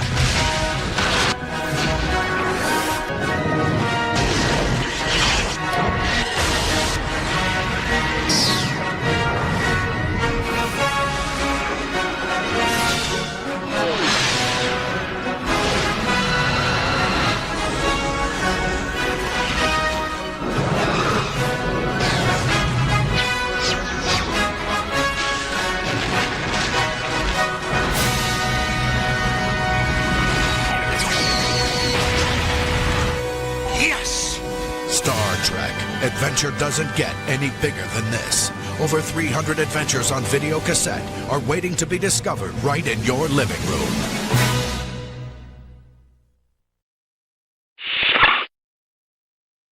And ironically enough, Dan, that was the commercial that Kurtzman played for the first meeting of his writer's room for Starfleet Academy, and said, "Okay, give me something exactly opposite of that."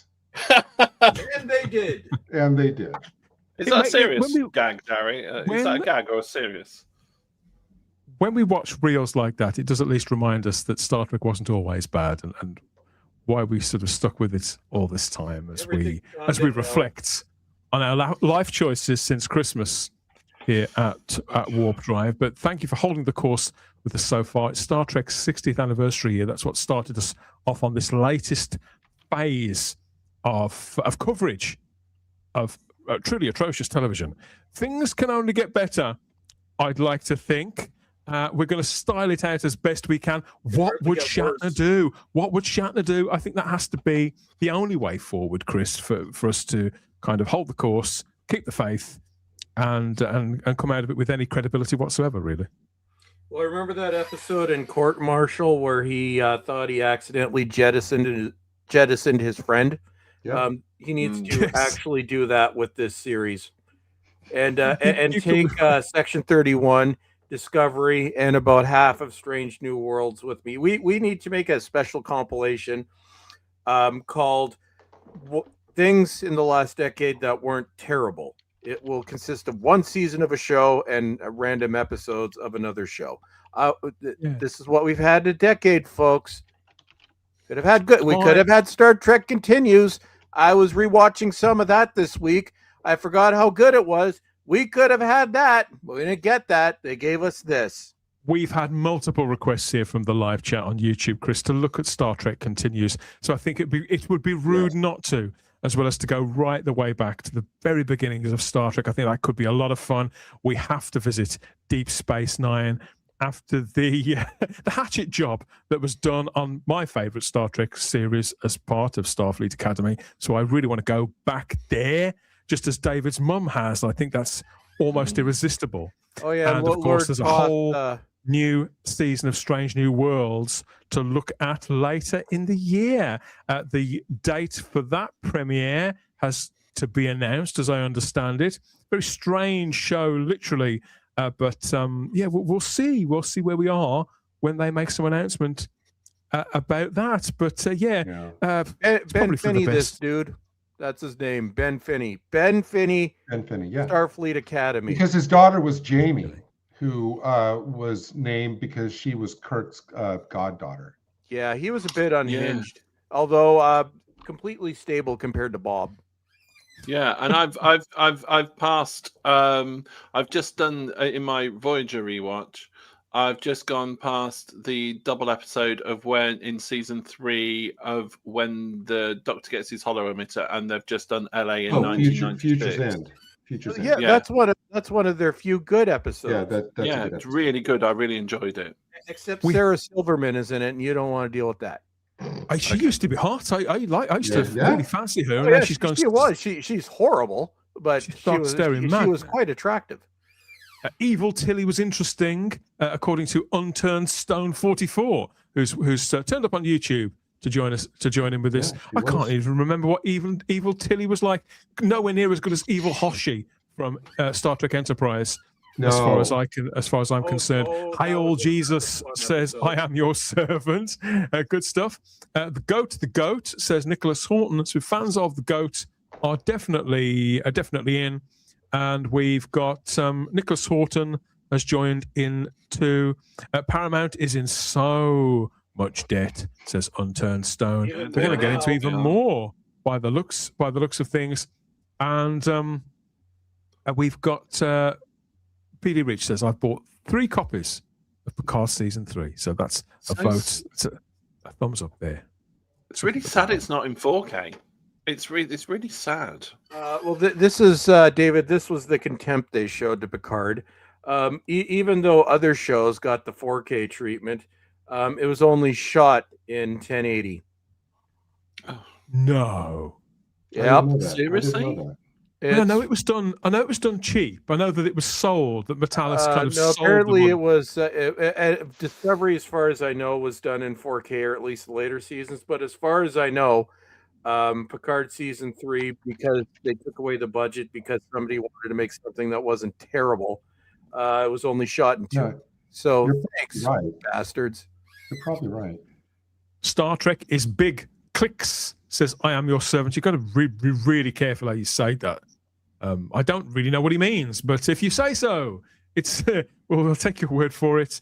We've got a request to cover Babylon 5. Again, whatever it is we're talking about on this channel, people always want us to talk about something else. It's extraordinary. No, thank you. No, thank you. I tried giving Babylon 5 a rewatch.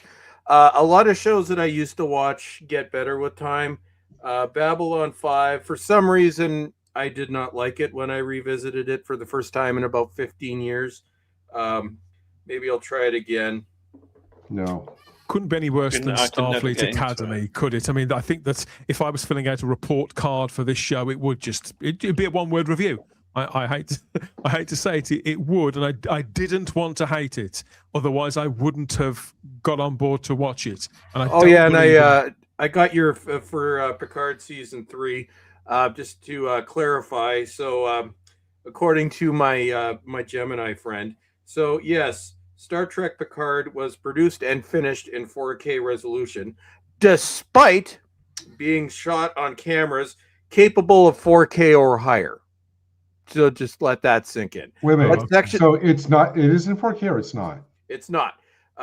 They had the ability because they're modern cameras capable of 4K resolution, but the editing and everything was too costly. So everything was done in 4K. The cameras were locked at 4K. But for those of you, just a reminder, Section 31 and this crap were shot in 4K. God. They obviously thought they were future-proofing this for the generations that are to come. I think that they could do without it, quite frankly. But we've held the course. I mean, David had to run away to another country halfway through the season. Yeah, but he came back, didn't you, mate? You came back. I did, and we brought. I'm 50 this year. My wife's 47, and the hotel was. As I said on Thursday, was on the other show we don't talk about. We brought the average age down of the hotel by about 30 years, and it was like a combination between Cocoon and a garden centre on Pension Day. It was the amount of people with walking sticks and everything. And the funniest thing is, Chris, because you went on that discussion, was that one night they had a Four Tops tribute band, but there were only 3 of them. So we had the 3 tops. Anytime anybody ever mentions garden centres, I can instantly smell the soil, and the fertilizer. Yes. It's that smell was there too, as well. Believe you me. It sounds absolutely. David lovely. was there, like, smells like Starfleet Academy. Yes, it did. I'd like to be able to. Smells like diapers. I'd like to blame Gary Akers, the RetroDoc, for suggesting us watch this, but actually it was me. So I can't follow that. But I do. You're thank you, Gary. Watching this show? Thank you, Gary, for holding the course with us. But Dan, before we finish, you're very welcome. Really quickly, Chris, I just want to say, first of all, thank you very much, Dan. It's been an honor and a privilege and such fun. Yes. Our discussions, not the show. I also do want to take a second.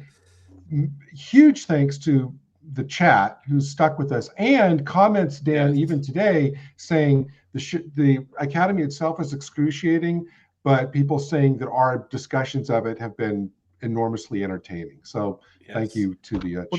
they've entertained us. They've helped us through, because you make a commitment to watch something like this and to see it through to the bitter end.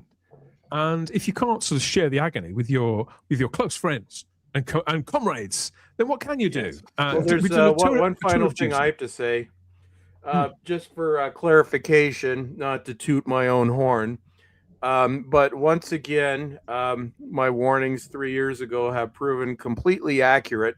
So I believe over 7 years, I now have a perfect batting average because everything I've called for every show has happened.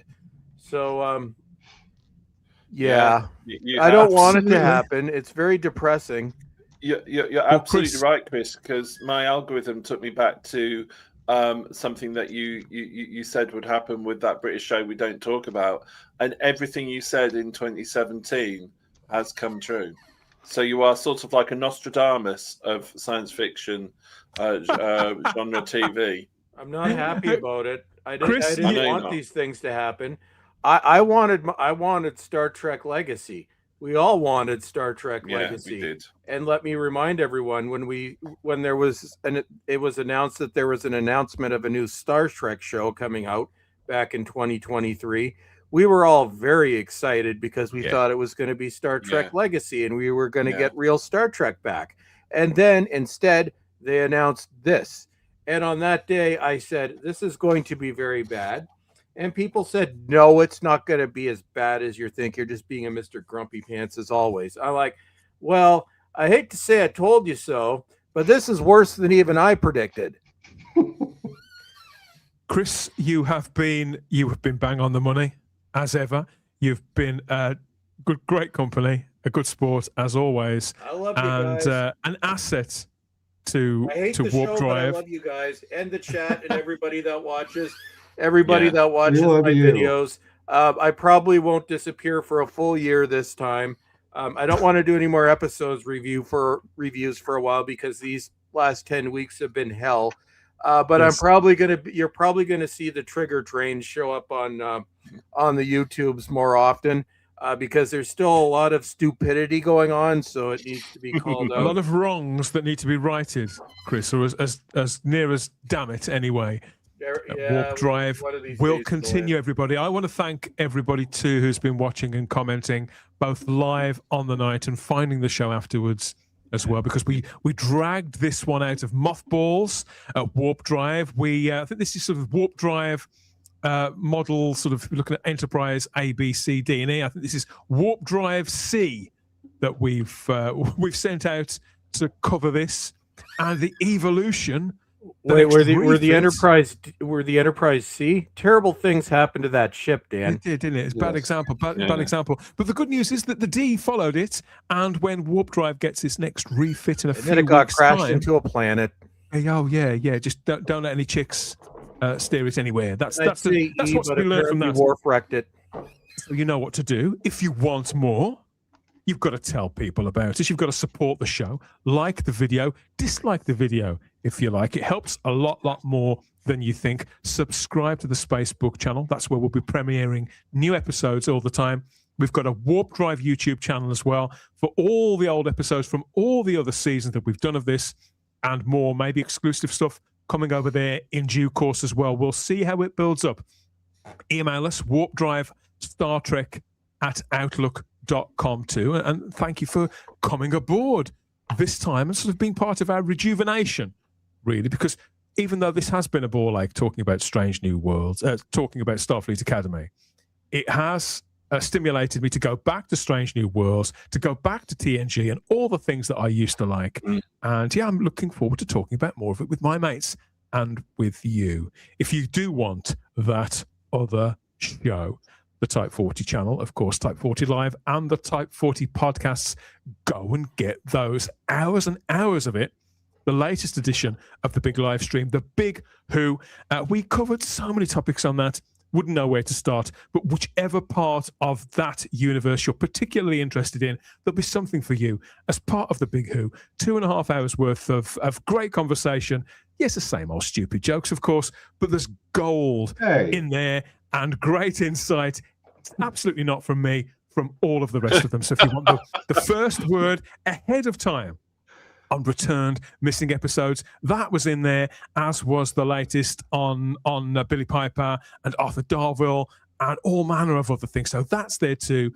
And we have more Type 40 live coverage coming this week, including a special episode on Monday evening there for the people who want to know our views on the exciting announcement from this week. So all of that's coming as well. yeah, I've got a year to decide whether this Starship Athena is an absolute assault on the eyeballs and irredeemable, or just absolute and total shit. Shit. I can't think I'll be giving Starfleet Academy much of a thought between now and then, Chris. I certainly hope it doesn't sort of hover into my nightmares, David. That would be unfortunate, and it would be borderline criminal. Maybe I could take Kurtzman to court. That'd be something. That'd be you could sue him for psychiatric distress. Yes, that would be very amusing. Yeah. You'll wake up in a cold sweat in the middle of the night, Dan, because you've been dreaming about vomiting. Tilly. Oh God, Tilly came back. My God. Okay, so thank you again, the Rabbi from another planet. If you don't know where to find him by now, you never will. He's got his own YouTube channel, practically daily live streams and videos there from the Rabbi, covering all sorts of pop culture as well as everyday life too, in his own distinctive style, shall we say. So get over there, get plenty of the Rabbi. We're all waiting for Chris to drop his video of the finale. Of course we are, on the next day or two. That's always worth waiting I'm in for. hell. It's what he goes through just for us, just for you. So if that's not worth liking the video for, I don't know what is. Again, sincerely, David, thank you for coming back. Many people wouldn't. They'd have just stayed in the sun, but you came back just to finish off this season with us. I haven't been able to watch my good Star Trek on Saturdays for 2 months. Yes, I know, and poor Chris, and it's a pleasure, Dan. And my thoughts go out to Keith, who wasn't able to get past episode 2. I think he made the right decision, but it was a pleasure with everybody in the chat, and I think we would have seriously broken Keith. I really do. But the good news is, though, David. The good news is, David, that Keith, now that we've done talking about this, some of our comrades, some of our serving officers are happy to return to Warp Drive to talk about something else. It doesn't have to be even stuff they liked. It's just stuff that wasn't going to give them any sort of irritable bowel syndrome is where they kind of drew the line. So Keith Isles will almost certainly be back. Maybe Ian Diaz will be tempted to beam in once again for a special tour of duty with us and various other people too from across podcasting and YouTube. People maybe you haven't seen talk to us before. We may be bringing them in too. That's for us to know and you to find out. Gary, what a blast this has been. 10 weeks solid. It has been. It really honestly has been, because I think that we've been tough but fair. Even with the episode that caused me to finally lose it, which I'd never done before up to that point. I think it was it was episode 5, which just caused me to crack and lose it. It will be fun to shift from disgust and disdain over to love and appreciation. That will be kind of a shift, but I think that we can handle that. So I'm looking forward to it. We're basically going from a pile of shit you stepped on in an alleyway to filet mignon. Dan, can we nominate Chris for a special services to award, please? A Saturn award. Just a sort of like outstanding contribution, because his ego's already big enough. No, because I think this is important for, especially in those in the chat, to realise that we've only had to watch 10 hours of this. Chris has had to watch it for 40 hours, so he's had to watch each episode 4 times. So I think we should give him a sort of special recognition award for. Actually, David, all I ask is not to have to suffer through this for at least another year. I am so excited for next weekend. I am not going anywhere near the internet next weekend. I am going to watch some Star Trek, the original series, and I'm going to remember what it was like not to hate my life. Yeah. He's gonna. Chris is going to be binge watching Holly Hunter movies all next weekend. I don't hate classic Holly Hunter. I don't know what happened. Okay, so thank you everybody for listening to our rambles, for following our descent to insanity, and maybe making our way back after all too. Thanks for watching and listening along. As for what comes next, Anything is better. Let's see what's out there together for the remainder of the 60th anniversary year. It's going to be fun. I'm pretty certain of that. And until then, we'll see you in the comments. Bye-bye.